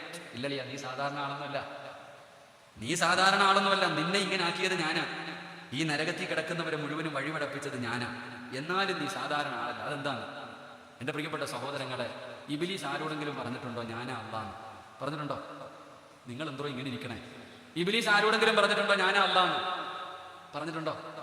ബദർ ദിനമാണ് നാളെ അല്ലേ? 17-ാം രാവ്. ബദർ ദിനത്തിന്റെ അന്ന് ഇബ്ലീസ് നോക്കുമ്പോൾ മലക്കുകൾ ഇറങ്ങി വരുന്നുണ്ട്. ഓടുമ്പോഴാണ് കയറി പിടിച്ചത്. അപ്പോഴും പറഞ്ഞത് ഇനി അഹാഫുള്ള, എനിക്ക് അള്ളാഹിനെ പേടിയാണ്. അവൻ അപ്പോഴും ഓടുമ്പോൾ പറയുന്നുണ്ട്, വരേണ്ടവർ വരുന്നുണ്ട്, ഞാൻ എനിക്ക് അള്ളാഹിനെ പേടിയാണ്. ഇവിടെ ശൈത്താൻ ആരോടും പറഞ്ഞിട്ടില്ല ഞാൻ അള്ളാഹാണ്. കാരണം എന്തേ? അവൻ അള്ളാഹാരെന്നറിയാം. പക്ഷെ ആര് പറഞ്ഞിട്ടുണ്ട് ഞാൻ റബ്ബാണെന്ന്? അന റബ്ബുക്കുമുൽ അഅല, ഞാനാണ് റബ്ബെന്ന് ആര് പറഞ്ഞിട്ടുണ്ട്? ഈ ഫിർഔൻ പറഞ്ഞിട്ടുണ്ട്. അപ്പൊ ഇതിലെ ഏറ്റവും വലിയ ശൈത്താൻ ആരാ? നിങ്ങൾ എന്ത് ഇങ്ങനെ ഇരിക്കണേ? ഇതിലെ ഏറ്റവും വലിയ ശൈത്താൻ ആരാ? ആരാ? റമദാൻ മാസത്തിൽ സർവ്വ ശൈത്താന്മാരെയും കെട്ടിയിടത്തില്ലേ? ഇടുവോ? ഇടുവോ? ഇടുവോ? എന്നിട്ട് നോമ്പും പിടിക്കാതെ വീടിയും വലിച്ചിടക്കണ ചിലതിനെ കണ്ടിട്ടില്ലേ നമ്മുടെ കൂട്ടത്തിൽ? അല്ലേ? ഹിന്ദുക്കൾ വരെ നോമ്പ് പിടിക്കൂലേ? എത്രയോ കുട്ടികൾ നോമ്പ് പിടിക്കുന്നില്ലേ? നമ്മുടെ കൂട്ടത്തിൽ നമ്മൾ ഓടാ നോമ്പൊക്കെ എന്ത് നോമ്പ്. അല്ലാഹു നമുക്ക് ഈമാൻ നൽകുമാറാകട്ടെ. അല്ലാഹു നമുക്ക് ഈമാൻ നൽകുമാറാകട്ടെ. ആ ഫിർഔനിന്റെ ഭാര്യയാണ് ആര്? ആസിയ ബീവി. വിശ്വാസത്തിന്റെ വിഷയത്തിൽ ഈ പെണ്ണിനെ കണ്ടുപഠിക്കാൻ അല്ല പറഞ്ഞേ. ഈ പെണ്ണ് ജീവിതത്തിൽ ഒറ്റ വഴുത കേട്ടിട്ടുള്ളൂ. അല്ലാഹു ഈമാൻ തരുമാറാകട്ടെ. എത്ര വഴുത്? നിങ്ങളുടെ മൊബൈലിൽ എത്ര വഴുതുണ്ട്? നിന്റെ ഭാര്യ, നമ്മുടെ ഭാര്യയുടെ കയ്യിൽ എത്ര വഴുതുണ്ട്? ഏതെങ്കിലും ഉസ്താദിന്റെ വഴുത്. അതിനിടയിൽ സിനിമയുണ്ട്, പാട്ടുമുണ്ട്. അല്ലാഹു കാത്തിരക്ഷിക്കുമാറാകട്ടെ. ഈ ആസിയ ബീവി ജീവിതത്തിൽ ഒറ്റ പ്രഭാഷണം കേട്ടിട്ടുള്ളൂ. ആ പ്രഭാഷണം കേട്ട പെണ്ണിനെ കുറിച്ച് അല്ല ഇങ്ങനെ പറഞ്ഞേ. പക്ഷെ ആസിയ ബീവി കേട്ട പ്രസംഗം ആരുടേതായിരുന്നു? മഹാനായ കലീമുല്ലാഹി മൂസാ നബി അലൈഹി സ്വലാമിന്റെ പ്രസംഗമായിരുന്നു. മൂസാ നബി അലൈഹി സ്വലാമിന്റെ പ്രഭാഷണമാണ് ആര് കേട്ടത്? ആസിയ ബീവി കേട്ടത്. അതുകൊണ്ടാണ് ആസിയയുടെ ജീവിതത്തിൽ മാറ്റം വന്നത്. അല്ലാഹു നമുക്ക് ഈമാൻ നൽകുമാറാകട്ടെ. അതുകൊണ്ട് എൻ്റെ പ്രിയപ്പെട്ട സഹോദരങ്ങളെ, ഖുർആൻ എന്നിട്ട് കേൾക്ക്. പക്ഷെ ഖുർആൻ എന്നിട്ട് കേട്ടിട്ട് നമുക്ക് നന്നാകാൻ പറ്റുന്നില്ല. ഈ ഇരിക്കണ വാപ്പ ചോദിക്കുന്നു, ഉസ്താദ് എൻ്റെ മോന് അവൻ 8-ാം ക്ലാസ്സിലേ ആയുള്ളൂ. ഇന്നലെ ഞാൻ ഇന്നലെ ഒരു ചാനലിൽ കണ്ടു, ഒരു ഉമ്മ പറയുന്നു, എൻ്റെ മകൻ 8-ാം ക്ലാസ് പഠിക്കാൻ തുടങ്ങുമ്പോഴേ കഞ്ചാവ് പഠിക്കാൻ തുടങ്ങിയത്. 8-ാം ക്ലാസ് പഠിക്കുന്ന സമയത്ത് മുതലേ എൻ്റെ മകനെ കഞ്ചാവ് പഠിക്കാതെ. ഇവിടെ അടുത്ത് വളാഞ്ചേരിയിൽ ഒരു ചങ്ങാതി MDMന്റെ കഥ പറഞ്ഞതുപോലെ എൻ്റെ പ്രിയപ്പെട്ടവരെ, മാതാപിതാക്കൾ പറയുന്നു, ഉസ്താദ് എൻ്റെ മകന് 10-ാം ക്ലാസ്സിലായതേ ഉള്ളൂ, +1-നായതേ ഉള്ളൂ, +2-നായതേ ഉള്ളൂ. അവൻ ഞാൻ പറഞ്ഞാൽ കേൾക്കുന്നില്ല. അവൻ വാപ്പാടെ നേരെ കിടന്ന് ചീത്ത വിളിക്കുന്നു, എന്നെ തെല്ലാൻ വരുന്നു. എന്തേ ഉസ്താദെ മക്കൾ ഇങ്ങനെ ആയിപ്പോയി? അവൻ കഞ്ചാവ് പഠിക്കുന്നു, കള്ളു കുടിക്കുന്നു, എത്ര വഴുത് കേട്ടു, എത്ര ഉപദേശം കൊടുത്തു, എന്തൊക്കെ ചെയ്തിട്ട് ഇവൻ നന്നാകുന്നില്ല. എന്തേ കാരണം? നമ്മൾ ഭയക്കേണ്ട ഒരു കാര്യമാണ്. എന്റെ പ്രിയപ്പെട്ടവരെ, നമ്മൾ എന്തുകൊണ്ടാണ് ഇത് എന്തെല്ലാം നമ്മുടെ കണ്ണിന്റെ മുമ്പിൽ കേൾക്കുന്നു? അല്ലാഹുവിന്റെ ഖുർആൻ പ്രഭാഷണങ്ങൾ കേൾക്കുന്നു. ഇതെല്ലാം കേട്ടിട്ട് നമ്മുടെ ജീവിതത്തിൽ മാറ്റം വരുന്നില്ലല്ലോ. ആ മാറ്റം വരാത്തതിനൊരു കാരണമാണ് പറയുന്നത്. പേടിക്കണേ വാപ്പാ, പേടിക്കണേ ചെറുപ്പക്കാരാ. എന്തുകൊണ്ടാണ് പ്രായമായിട്ട് നിന്റെ വാപ്പയ്ക്ക് നന്നാകാൻ പറ്റാത്തത്? നിന്റെ ഉമ്മയുടെ സ്വഭാവങ്ങൾ മാറാത്തതിന്റെ കാരണം എന്താ? ഈ 60 വയസ്സുള്ള നീ പോലും ചെയ്യാത്ത പാപം നിന്റെ മക്കള് ചെയ്തുകൊണ്ട് ഇങ്ങനെ നടക്കുകയാണ്. അവർക്ക് പേടിയില്ല. എത്ര വഴുത് പറഞ്ഞാലും അവര് കേൾക്കുന്നില്ല. അവരെ കളിയാക്കുകയാണ്, അവര് പരിഹസിക്കുകയാണ്. ഉമ്മ തന്നെ കരഞ്ഞുകൊണ്ട് ചോദിക്കുന്നു, അല്ലാ, ഇവരുടെ ഹൃദയം എന്തേ കരിമ്പാറയെ പോലെ ആയിപ്പോയോ? ഇവരുടെ ഹൃദയം എന്തേ കരിങ്കല്ലിനെ പോലെ ആയിപ്പോയോ? ആയിപ്പോയതാ സഹോദരാ. അതിന്റെ കാരണം എന്തെന്നറിയുമോ? ഒമൻ അതിലമു മിമ്മൻ ദുഖിറ ബിആയാതി റബ്ബി. അല്ലാഹുവിന്റെ പരിശുദ്ധമായ ഖുർആൻ പറയുകയാ, അല്ലാഹുവിന്റെ കലാമിനെ ബഹുമാനിച്ചില്ലെങ്കിൽ, ഖുർആനിനെ പരിഗണിച്ചില്ലെങ്കിൽ, ഖുർആനിന് കൊടുക്കേണ്ട സ്ഥാനം കൊടുത്തില്ലെങ്കിൽ, ഖുർആനിനെ നിസാരമാക്കി കളഞ്ഞാൽ, അല്ലാഹുവിന്റെ പരിശുദ്ധമായ ഖുർആൻ കേട്ടിട്ട് അതിനെ നിസാരമാക്കിയ അല്ലാഹു കൊടുക്കുന്ന ഒന്നാമത്തെ ശിക്ഷ, അല്ലാഹു കൊടുക്കുന്ന ഒന്നാമത്തെ ശിക്ഷ, വഇന തദഊഹും ഇലൽ ഹുദാ ഫലൻ യഹ്തദൂ ഇദൻ അബദാ. പേടിക്കണേ മുസ്ലിമേ, ഭയക്കണേ മുസ്ലിമേ, ഞാൻ പറഞ്ഞതല്ല, അല്ലാഹു പറയുകയാണ്, വഇൻ തദഊഹും ഇലൽ ഹുദാ ഫലൻ യഹ്തദൂ ഇദൻ അബദാ. ഒരിക്കലും നന്നാകില്ല, ഒരിക്കലും അവര് നന്നാകില്ല. അവരുടെ ഹൃദയത്തിന്റെ അകത്ത് ഈമാനിന്റെ വെളിച്ചം കേറൂല, അവരുടെ ഹൃദയത്തിന്റെ വെളിച്ചം അവരുടെ ഹൃദയത്തിന്റെ അകത്ത് കേറൂല. എന്റെ പ്രിയപ്പെട്ടവരെ, നീ എത്ര കരഞ്ഞാലും, എത്ര നിലവിളിച്ചാലും, എത്ര വഅദ് പറഞ്ഞാലും അവര് കേൾക്കൂല. അതാ വഇദ ഖാല മൂസാ ലിഖൗമിഹി യാ ഖൗമി ലിമ തുദൂനനി വഖദ് തഅലമൂന അന്നി റസൂലുള്ളാഹി ഇലൈക്കും ഫലമ്മാ സാഖൂ അസാഅല്ലാഹു ഖുലൂബഹും വല്ലാഹു ലാ യഹ്ദിൽ ഖൗമൽ ഫാസിഖീൻ. അല്ലാഹുവിന്റെ വിശുദ്ധമായ ഖുർആൻ പറയുകയാ, അവരുടെ ചെവി അല്ലാഹു അടച്ചു വെച്ചിരിക്കുകയാ. നിന്റെ മോന്റെ ചെവിയുണ്ടല്ലോ, അല്ലാഹു അടച്ചു വെച്ചിരിക്കുകയാണ്, അവന്റെ ഹൃദയം സീലി വെച്ചിരിക്കുകയാണ്. നീ എത്ര വഅദ് പറഞ്ഞാലും കേൾക്കൂല. കേട്ടാലല്ലേ നന്നാകാൻ പറ്റൂ, കേട്ടാലല്ലേ നന്നാകാൻ പറ്റൂ. എന്റെ പ്രിയപ്പെട്ടവരെ, കേൾക്കുന്നില്ലടോ, ഒരിക്കലും അവരുടെ ഹൃദയത്തിന്റെ അകത്തേക്ക് ഹിദായത്തിന്റെ വെളിച്ചം കേറൂല. അല്ലാഹുവിന്റെ പരിശുദ്ധമായ ഖുർആൻ എവിടെന്ന് പറയുമ്പോ, എന്റെ പ്രിയപ്പെട്ട ചെറുപ്പക്കാരാ, ചരിത്രം വായിച്ചു നോക്കടാ.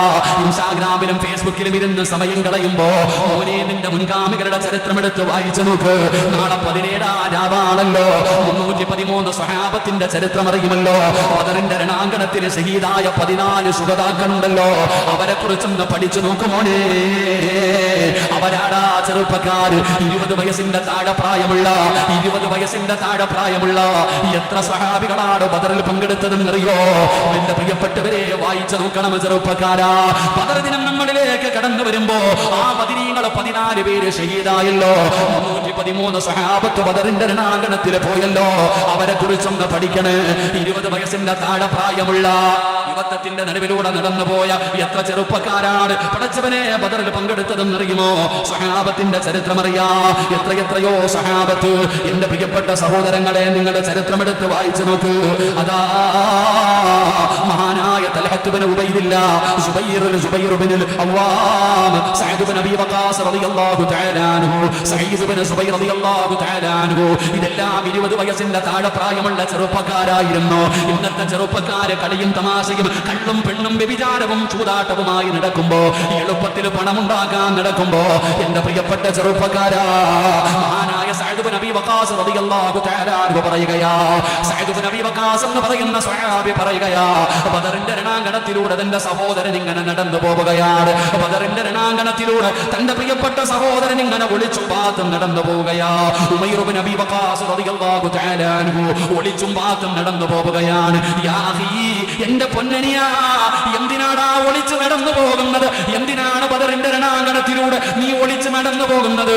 ജ്യേഷ്ഠനോട് അനുജം പറയുന്നു, ഇക്കാ അല്ലാഹുവിന്റെ റസൂൽ കാണാതെ നടന്നു പോവുകയാണ്. നബിതങ്ങൾ കാണാതിരിക്കാനാണ്, അല്ലാഹുവിന്റെ പ്രവാചകനെ കാണാതിരിക്കാനാണ് ഞാൻ ഒളിച്ചും പാത്തും നടക്കുന്നത്. എന്റെ നബിതങ്ങൾ കണ്ടാലെന്ത്? അവിടുന്ന് ഉമൈർ പറയുകയാ, എനിക്ക് പ്രായം കുറവാണ്, 16 വയസ്സേ ഉള്ളൂ, 16 വയസ്സേ ഉള്ളൂ. അല്ലാഹുവിന്റെ പ്രവാചകന് ബദറിന്റെ രണാങ്കണത്തിൽ പോകാൻ എന്നെ സമ്മതിക്കൂല. ഞാൻ കുട്ടിയാണെന്ന് പറഞ്ഞിട്ട്, ഞാൻ പ്രായം കുറഞ്ഞ ആളാണെന്ന് പറഞ്ഞിട്ട് അല്ലാഹുവിന്റെ റസൂൽ എന്നെ വീട്ടിൽ പറഞ്ഞു വിടും. അതുകൊണ്ട് നബിതങ്ങൾ കാണാതിരിക്കാനാണ് ഞാൻ ഒളിച്ചും പാത്തും നടന്നു പോകുന്നത്. അല്ലാഹുവേ, സഅദ് ഇബ്നു അബീ വഖാസ് റളിയല്ലാഹു തആല അൻഹു പറയുകയാണ്, അവസാനം അല്ലാഹുവിന്റെ പ്രവാചകൻ കാണുകയാണ്. നബിതങ്ങൾ അവിടുന്ന് കണ്ടപ്പോ അവിടുന്ന് പറയുകയാ, ഉമൈർ ഇബ്നു അബീ വഖാസ്, വീട്ടിലേക്ക് പോ, നീ ബദറിൽ വരണ്ട, നീ ബദറിന്റെ രണാങ്കണത്തിൽ വരണ്ട, നീ കുട്ടിയാണ്, നീ കുട്ടിയാണ് എന്ന് പറഞ്ഞിട്ട് അല്ലാഹുവിന്റെ റസൂലും മടക്കി വിടുമ്പോ ഉമൈർ ഇബ്നു അബീ വഖാസ് നബി തങ്ങളുടെ കൈപിടിച്ച് കരയുകയാ. അല്ലാഹുവിന്റെ റസൂലിനോട് കൈപിടിച്ചുകൊണ്ട് പറയുകയാണ്, അയ്യറുസുക്കിന് അവിടെന്ന് പറയുകയാ, ലഅല്ലല്ലാഹു അയ്യറുസുക്കിന് ഷഹാദ, എനിക്ക് ഷഹീദാകണം നബിയേ, എനിക്ക് ഷഹീദാകണം നബിയേ, എനിക്ക് ബദറിൽ പോയി ഷഹീദാകണം നബിയേ. ആ 16 വയസ്സുകാരൻ അല്ലാഹുവിന്റെ പ്രവാചകൻ സല്ലല്ലാഹു അലൈഹി വസല്ലമ തങ്ങളുടെ കൈപിടിച്ച് കരയുകയാ. ജാബിന് വേണ്ടിയല്ല, കമ്പ്യൂട്ടറിന് വേണ്ടിയല്ല, കറങ്ങാൻ പോകാനല്ല, ബൈക്ക് വാങ്ങാനല്ല, ടൂറ് പോകാനല്ല, അല്ലാഹുവിന്റെ റസൂലിന്റെ കൈ പിടിച്ചിട്ട് ആ 16 വയസ്സുകാരൻ കരയുകയാ. എനിക്ക് ഷഹീദാകണം നബിയേ, എനിക്ക് ബദറിൽ പങ്കെടുക്കണം നബിയേ. ആ പൊന്നുമോന്റെ കരച്ചിൽ കണ്ടിട്ട് അല്ലാഹുവിന്റെ റസൂൽ അവിടെ അനുവാദം കൊടുക്കുകയാണ്. സഅദ് ഇബ്നു അബീ വഖാസ് പറയുകയാണ്, വാളും പരിചയം പിടിക്കാൻ പോലും അറിയില്ലടോ, എങ്ങനെയാണ് അത് കെട്ടേണ്ടതെന്ന് പോലും അറിയില്ല. എന്റെ സഹോദരന് ഞാനാണ് ആ പരിചയം വെച്ച് കെട്ടിക്കൊടുത്തത്. അവിടെ പോയി ഷഹീദ എന്ന് പറയുമ്പോ ഇന്നത്തെ ചെറുപ്പക്കാര് പഠിക്കടാ മോന്, ഇന്നത്തെ ചെറുപ്പക്കാര് പഠിക്കണം. ആരാണ് ബദരീങ്ങള്? ഇവരുടെ ചരിത്രമാണ് നീ വായിച്ചു നോക്കേണ്ടത്. എന്റെ പ്രിയപ്പെട്ട കുട്ടികളോട് പഠിക്കണം. ഇന്നത്തെ യുവതലമുറ മറന്നുപോയടോ. അല്ലാഹുവിന്റെ റസൂലും ബദരീങ്ങളെ കുറിച്ചൊക്കെ ഇന്നത്തെ മക്കളെ മറന്നുപോയി. അവർക്ക് ആരാണെന്നറിയില്ല. ഇന്ന് സാധാരണ റമദാനിൽ ഒരു ദിവസം പോലെ കടന്നു വരുന്നു. അന്നെന്ത് പ്രത്യേകതയാണ് എന്റെ പ്രിയപ്പെട്ടവരെ? ചരിത്രമെടുത്ത് നോക്ക്. അഫ്രഇന്റെ 2 മക്കൾ, അഫ്ര എന്ന് പറയുന്ന മനുഷ്യന്റെ 2 മക്കൾ. അല്ലാഹുവേ, ചരിത്രമെടുത്ത് ചരിത്രമെടുത്ത് നോക്കിയാൽ മുഅബ്ബദും മുഅവ്വിദും 2 കുട്ടികളാണ്. 8ാമത്തെ വയസ്സിലാണ് ഇസ്ലാമിലേക്ക് കടന്നു വന്നത്. മിസ്അബ് റളിയല്ലാഹു തആല അൻഹു ഖുർആൻ ഓതുന്നത് കേട്ടിട്ടാണ് ഈ മക്കൾ ഇസ്ലാമിലേക്ക് വന്നത്. എന്റെ പ്രിയപ്പെട്ട സഹോദരങ്ങളെ, മുആദും മുഅവ്വിദും എന്ന് പറയുന്ന 2 കുട്ടികളുണ്ട്. ആ കുട്ടികളുടെ ചരിത്രമെടുക്ക്. മിസ്അബ് റളിയല്ലാഹു തആല അൻഹു ഖുർആൻ ഓതുന്നത് കേട്ടിട്ടാണ് ഈ കുട്ടികൾ ഇസ്ലാമിലേക്ക് വന്നത്. മഹാനായ അബ്ദുറഹ്മാൻ ഇബ്നു ഔഫ് റളിയല്ലാഹു തആല അൻഹു ബദറിന്റെ രണാങ്കണത്തിൽ നിൽക്കുകയാണ്. അബ്ദുറഹ്മാൻ ഇബ്നു ഔഫ് എന്ന് പറയുന്ന സഹാബി പറയുന്നു, ഞാൻ ബദറിന്റെ രണാങ്കണത്തിൽ നിൽക്കുമ്പോൾ എന്റെ വലതും ഇടതും 2 കുട്ടികളാണ് നിൽക്കുന്നത്. അപ്പൊ മഹാനവറുകൾ ചിന്തിച്ചു, വളച്ചവനെ വല്ല യോദ്ധാക്കന്മാരായിരുന്നെങ്കിൽ എത്ര നല്ലതായിരുന്നു. ഈ കുട്ടികളാ എന്റെ വലതും ഇടതും നിൽക്കണേ. അപ്പൊ മഹാനായ അബ്ദുറഹ്മാൻ ഇബ്നു ഔഫ് തങ്ങൾ പറയുന്നു, ആ സമയത്ത് ആ 2 കുട്ടികളിൽ ഒരു കുട്ടി ചോദിക്കുന്നുണ്ട്, യാ അമ്മി, നമ്മള് മാമാ മാമാന്നൊക്കെ വിളിക്കൂലേ, കാക്കാകാന്ന് വിളിക്കണ പോലെ ഈ 2 മക്കൾ അടുത്ത് നിന്നിട്ട് മഹാനവറുകൾ അബ്ദുറഹ്മാൻ ഇബ്നു ഔഫ് തങ്ങൾ പറയും, ഈ കുട്ടികൾ ചോദിക്കുന്നു, ഹൽ തഅരിഫു അബൂജഹൽ, ഈ അബൂജഹൽ ആരാ? ഈ കുട്ടി ചോദിക്കാം, ബദറിന്റെ രണാങ്കണത്തിൽ നിന്നുകൊണ്ട് ചോദിക്കുന്നു, അബൂജഹൽ ആരാണ്? അപ്പൊ മഹാനവറുകൾ ചോദിച്ചു, മക്കളെ അറിയാം, അബൂജഹലിനെ അറിയാം? അറിയാം. ഒമാ ഹാജത്തുക ഇലൈക, എന്തിനാ മക്കളെ നിങ്ങൾ ഈ അബൂജഹലിനെ തിരയുന്നത്? അപ്പൊ ആ കുട്ടികൾ പറയുന്നുണ്ട്, അപ്പൊ നബി സല്ലല്ലാഹു അലൈഹി വസല്ലമ തങ്ങളെ ചീത്ത വിളിച്ചിട്ടുണ്ട്, നബി തങ്ങളെ ഒരുപാട് ഉപദ്രവിച്ചിട്ടുണ്ട്. അതുകൊണ്ട് ആ കുട്ടികൾ പറയാ, അബൂജഹലിനെ ഒന്ന് കാണിച്ചതാ. ഒരുത്തം പറയാ, അബൂജഹലിനെ നിങ്ങൾ കാണിച്ചു തന്നാൽ ഒന്നുകിൽ ഞാൻ മരിക്കും, അല്ലെങ്കിൽ അവൻ മരിക്കും. 2 കുട്ടികളാണ് അവരുടെ ചരിത്രം പറയുന്നത്. മഹാനായ അബ്ദുറഹ്മാൻ ഇബ്നു ഔഫ് തങ്ങൾ പറയുന്ന ഒരു വലതുഭാഗത്ത് നിൽക്കുന്ന കുട്ടി പറയുകയാ, അവനെ ഒന്ന് കാണിച്ചതാ, അവനെ കാണിച്ചു തന്നാൽ ഒന്നുകിൽ ഞാൻ മരിക്കും, അല്ലെങ്കിൽ അവൻ മരിക്കും. ഉടനെ ഇടത് സൈഡിൽ നിൽക്കുന്നവൻ പറയണോ, ഒക്കെ എനിക്ക് കാണിച്ചതാ, ഒന്നുകിൽ അവൻ മരിക്കും, അല്ലെങ്കിൽ ഞാൻ മരിക്കും. അബ്ദുറഹ്മാൻ ഇബ്നു ഔഫ് തങ്ങൾ പറയുന്നു, അവസാനം ആ കുട്ടികൾ കാണിച്ചു മോനെ, ആ വരുന്നവനാണ് അബൂജഹൽ കാണിച്ചു കൊടുത്തു, ആ വരുന്നവനാണ് അബൂജഹൽ കാണിച്ചു കൊടുത്തു. എന്റെ പ്രിയപ്പെട്ട സഹോദരങ്ങൾ, ആ 2 കുട്ടികളാണ് അബൂജഹലിനെ കൊന്നുകളഞ്ഞത് എന്ന് ചരിത്രം പഠിപ്പിക്കുന്നു. ആ കുട്ടികൾ ഇതായിരുന്നു അന്നത്തെ കുട്ടികൾ. ഇന്നത്തെ കുട്ടികളുടെ അവസ്ഥ പറയാതിരിക്കല. ഇന്നത്തെ കുട്ടികൾ പഠിച്ചവനെ ഇപ്പൊ MDM എല്ലാം കഴിഞ്ഞിട്ട് വെറൈറ്റി സാധനങ്ങൾ മെഡിക്കൽ സ്റ്റോറിൽ പോയിട്ട് മരുന്ന് വാങ്ങിയിട്ട് കുടിക്കുന്ന അവസ്ഥ. ചുമയുടെ മരുന്ന് വാങ്ങി വരെ കുടിക്കുക, മൊത്തം ലഹരിക്ക് വേണ്ടി. അള്ളാഹു കാത്തിരിച്ചുമാറാകട്ടെ. വലിയ പുരോഗതിയൊക്കെ ഉണ്ട് അൽഹംദുലില്ലാഹ്. പൈസ ഇല്ലാത്തവർക്ക് സ്കാൻ ചെയ്യാനുള്ള ഡിജിറ്റലാണല്ലോ, പിന്നെ അതുകൊണ്ട് പഠിക്കുന്നു വേണ്ട. ഇൻഷാ അല്ലാഹ് അൽഹംദുലില്ലാഹ്. എന്റെ പ്രിയപ്പെട്ട സഹോദരങ്ങളെ, നഷ്ടമാകില്ല, സദക്ക ഒരിക്കലും നഷ്ടമാകില്ല. നിങ്ങളുടെ ആരുടെയും 5 നയാ പൈസ അള്ളാഹിക്ക് വേണ്ട. അള്ളാഹിക്ക് നിങ്ങളുടെ പൈസ കൊണ്ട് ആവശ്യമൊന്നുമില്ല, അള്ളാഹുടെ കയ്യിൽ ആവശ്യത്തിനുണ്ട്. അപ്പൊ നമ്മൾ മനസ്സിലാക്കേണ്ടത്, എന്റെ പ്രിയപ്പെട്ട സഹോദരങ്ങളെ, നമ്മൾ എന്തെങ്കിലും കൊടുത്താൽ നമുക്കാണ് നേട്ടം. ആ സദഖത്തു റദ്ദുൽ ബല, സദക്ക വിപത്തുകളെ തട്ടിമാറ്റുമെന്ന് ആദരവായ പ്രവാചകൻ നബി മുഹമ്മദ് മുസ്തഫ. ഞാൻ ഇന്ന് രാവിലെ വയതിനു വേണ്ടി നാട്ടിൽ നിന്ന് ഇങ്ങോട്ട് വരുമ്പോൾ എന്റെ പ്രിയപ്പെട്ട സഹോദരങ്ങൾ ഉറങ്ങിപ്പോയതാണെന്ന് ആക്സിഡന്റ്, ആംബുലൻസിലൊക്കെ കയറ്റിക്കൊണ്ട് പോകുന്നുണ്ടോ. എടോ, നമുക്ക് വരാനിരിക്കുന്ന അപകടങ്ങൾ, ദുരന്തങ്ങൾ സദക്ക തട്ടിമാറ്റുമെന്നാണ്. മാരകമായ രോഗങ്ങൾ പലരും പറയുന്നു, ഉസ്താദേ രോഗമാ രോഗമാ രോഗമാ, എന്തെല്ലാം മരുന്ന് കഴിച്ചു, ആരെല്ലാം കാണിച്ചു, മാറുന്നില്ല. ഇവിടെ സദക്ക കൊടുത്താൽ രോഗം മാറും, സദക്ക കൊടുത്താൽ രോഗം മാറും. അള്ളാഹുവിന്റെ പ്രവാചകൻ സല്ലല്ലാഹു അലൈഹി വസല്ലമ തങ്ങൾ പറഞ്ഞു, അള്ളാഹുവിന് ചില അടിമകളുണ്ട്, ആ അടിമകൾക്ക് രോഗം വന്നാൽ അവര് സദക്ക കൊടുത്ത് ചികിത്സിക്കുമെന്ന് ആദരവായ പ്രവാചകൻ നബി മുഹമ്മദ് മുസ്തഫ. എന്റെ പ്രിയപ്പെട്ട സഹോദരങ്ങളെ, സദക്ക കൊടുത്ത് ചികിത്സിക്കും. ഏത് മാരകമായ രോഗത്തിനെയും മാറ്റാൻ സദക്കയ്ക്ക് പവറുണ്ടോ.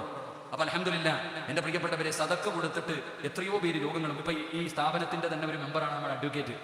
അൽഹംദുലില്ലാഹ്, അല്ലാഹു ആഫിയത്തുള്ള ദീർഘായുസ്സോടെ അനുഗ്രഹിക്കുമാറാകട്ടെ. എന്നെ വല്ലാതെ ഇഷ്ടപ്പെടുന്ന ഒരു സഹോദരന്. ഞാൻ ഇവിടെ പോകുമ്പോഴും അൽഹംദുലില്ലാഹ്, പലപ്പോഴും പല പരിപാടികൾ പോകുമ്പോഴും സദക്കകൾ കൊടുക്കാറുണ്ട് അദ്ദേഹം. സ്ഥാപനത്തിലെ കുട്ടികളെ വലിയ സർജറി എല്ലാം കഴിഞ്ഞ് രക്ഷപ്പെട്ട ഒരു മനുഷ്യനാണ്. അല്ലാഹു ആഫിയത്തുള്ള ദീർഘായുസ്സ് കൊടുക്കുമാറാകട്ടെ. ഇതൊക്കെ നമ്മുടെ കണ്ണിന്റെ മുമ്പിൽ കാണുന്ന തെളിവുകളാണ്. ഇവിടെ ഈ ചിരിയും കളിയും ഒക്കെ, ഞാനിപ്പോ എന്നെ കുറിച്ച് തന്നെ, ഇന്ന് ഞാൻ സാധാരണ കമ്മീസായിരുന്നു, ഇന്ന് ജുബ്ബ ഇട്ടതാ. കാരണം എൻ്റെ പ്രിയപ്പെട്ട സഹോദരങ്ങൾ, എനിക്കൊരു പനി വന്നു. ആ പനി വന്നതിന് ശേഷം ഞാൻ 15 കിലോ കുറഞ്ഞു. എല്ലും തോലുവായിപ്പോ 15 കിലോ ഞാൻ കുറഞ്ഞു. എൻ്റെ കൂടെ വരുന്നവരൊക്കെ പറഞ്ഞു, ഉസ്താദ് എന്തോ വലിയ പ്രശ്നമുണ്ട്, ഉസ്താദ് ആശുപത്രി പോന്ന് പറഞ്ഞു. എന്നെക്കാരും ധൃതി അവർക്കാണ്. അള്ളാഹു എനിക്ക് ആഫിയത്തുള്ള ദീർഘായുസ്സ് നൽകുമാറാകട്ടെ. ആമീൻ പറയണം. അള്ളാഹു ആഫിയത്തുള്ള ദീർഘായുസ്സ് നൽകുമാറാകട്ടെ. ഞാനാണെങ്കിൽ ഉടമയൊക്കെ ചാടിയിട്ട് തടി കുറയ്ക്കാൻ വേണ്ടി എന്തെല്ലാം പണി നോക്കി. ഒരു വഴിയില്ലായിരുന്നു. അള്ളാഹ് വിചാരിച്ചപ്പോൾ അത് സിമ്പിളായിട്ട് കഴിഞ്ഞു. അൽഹംദുലില്ലാഹ്. അള്ളാഹു നമുക്ക് ആഫിയത്തുള്ള ദീർഘായുസ്സ് നൽകുമാറാകട്ടെ. ഓരോ മനുഷ്യന്മാർ രാവിലെ എഴുന്നേറ്റിട്ട് ഓടുവാടോ തടി കുറയ്ക്കാൻ. കയ്യിലൊരു കമ്പുണ്ട്, പട്ടിയത്തല്ല. സുബൈ നിസ്കരിക്കാൻ നടന്ന പള്ളിയിൽ പോയിരുന്നെങ്കിൽ എന്നെ തടി കുറഞ്ഞാൽ. എടോ, നമ്മൾ മനസ്സിലാക്കേണ്ടത്, ഞാനൊരു ആശുപത്രിയും പോകുന്നില്ല, ഞാൻ ദുആ ചെയ്യുന്നു. എൻ്റെ ഏറ്റവും വലിയ വിലവെന്താ? ഇതുപോലെയുള്ള മജ്‌ലിസിലെ ദുആയ.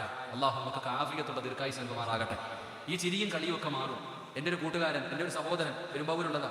ഞാൻ ഉംറയ്ക്ക് പോയപ്പോൾ എൻ്റെ പള്ളിയിൽ വന്ന് വിളിച്ചിട്ട് കൊച്ചി എയർപോർട്ടിൽ കൊണ്ടുപോയി ടാറ്റയും കാണിച്ച് കയറ്റി വിട്ടു. 2 ദിവസം കഴിഞ്ഞു സഹോദരൻ്റെ ബ്ലഡ് കുറഞ്ഞു. അറിഞ്ഞത് പിന്നെ ഐസിയുനകത്ത് വെന്റിലേറ്ററിലായെന്ന്. മജ്ജയിൽ ക്യാൻസറിൻ്റെ ടെസ്റ്റിന് അയച്ചു. ഇപ്പോൾ റിസൾട്ട് വന്നു, അദ്ദേഹത്തിന് മജ്ജയിൽ ക്യാൻസർ ആണെന്ന്. അള്ളാഹു ശുഭ നൽകുമാറാകട്ടെ. ഇത്രയൊക്കെ ഉള്ളൂ മനുഷ്യൻ്റെ കാര്യം. ഈ ചിരിയും കളിയും ഒക്കെ മാറും.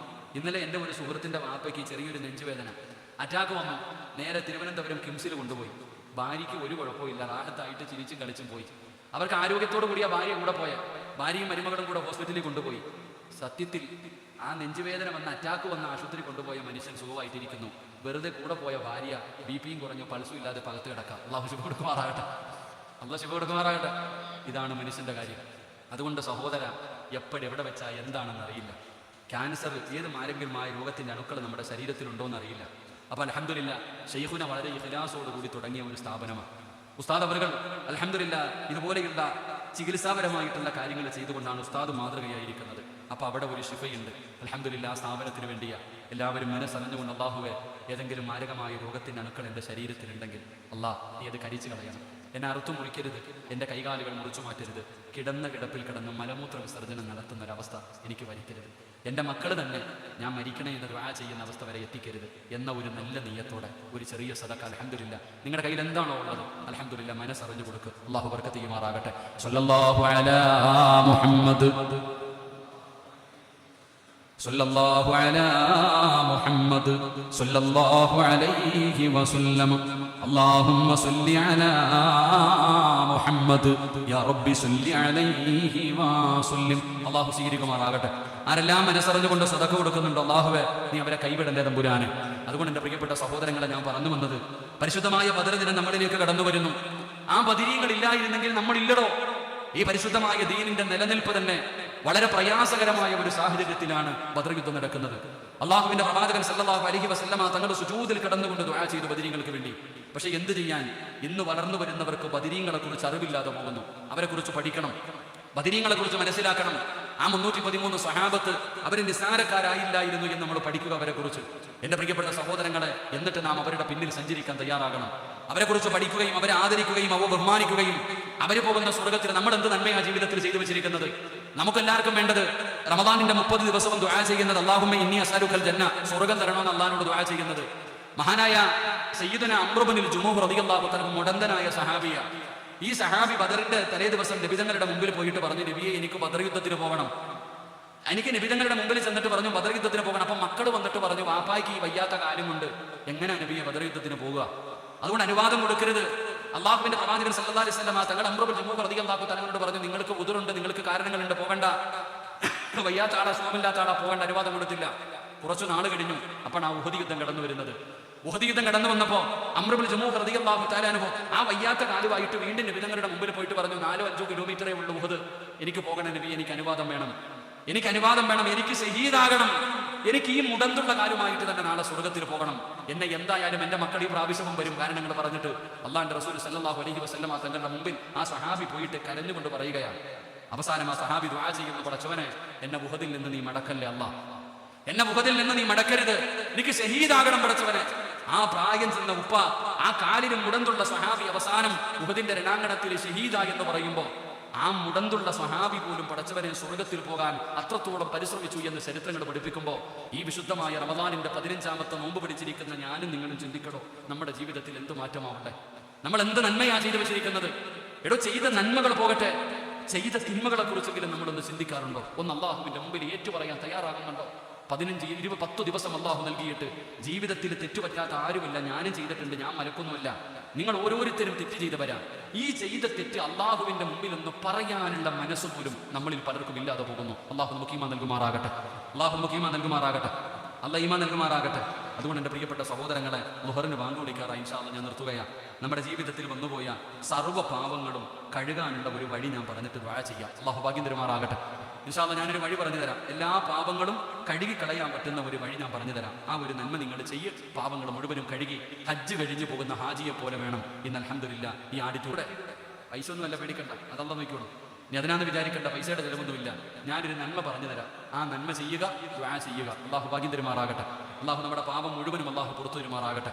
അപ്പൊ ഇൻഷാ അല്ലാഹ് ചെയ്തൂടെ ഒരു ഇൻഷാ അല്ലാഹ് പറ. പാപം മുഴുവനും കഴുകി കളയണ്ടേ? പാപം ചെയ്യാത്ത ആരെങ്കിലും ഉണ്ടോ? പാപം ചെയ്യാത്ത ആരുമില്ലല്ലോ. എല്ലാവരും ആവശ്യത്തിൽ ഉഹദ് മലയോളം ചെയ്തു വെച്ചിട്ടുണ്ട്. അള്ളാഹു പുറത്തു തരുമാറാകട്ടെ.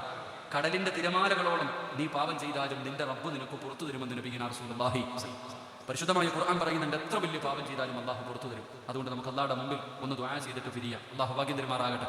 തൗബ ചെയ്തൂടെ? 27-ാം രാവിലെ തന്നെ കുടിച്ചൊരുങ്ങി പോവാ. എവിടെ പോവാടാ? തൗബ ചെയ്യാൻ പോവാണ്.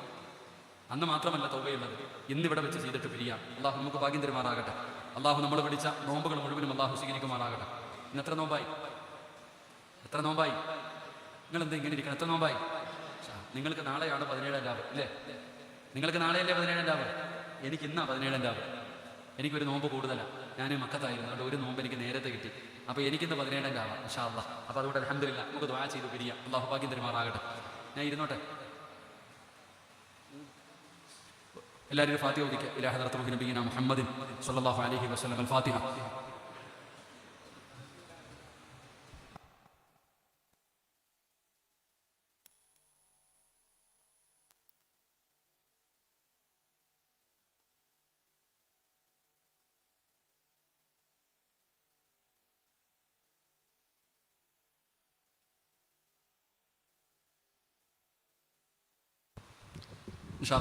എല്ലാവരും ഇരുന്ന മുതലി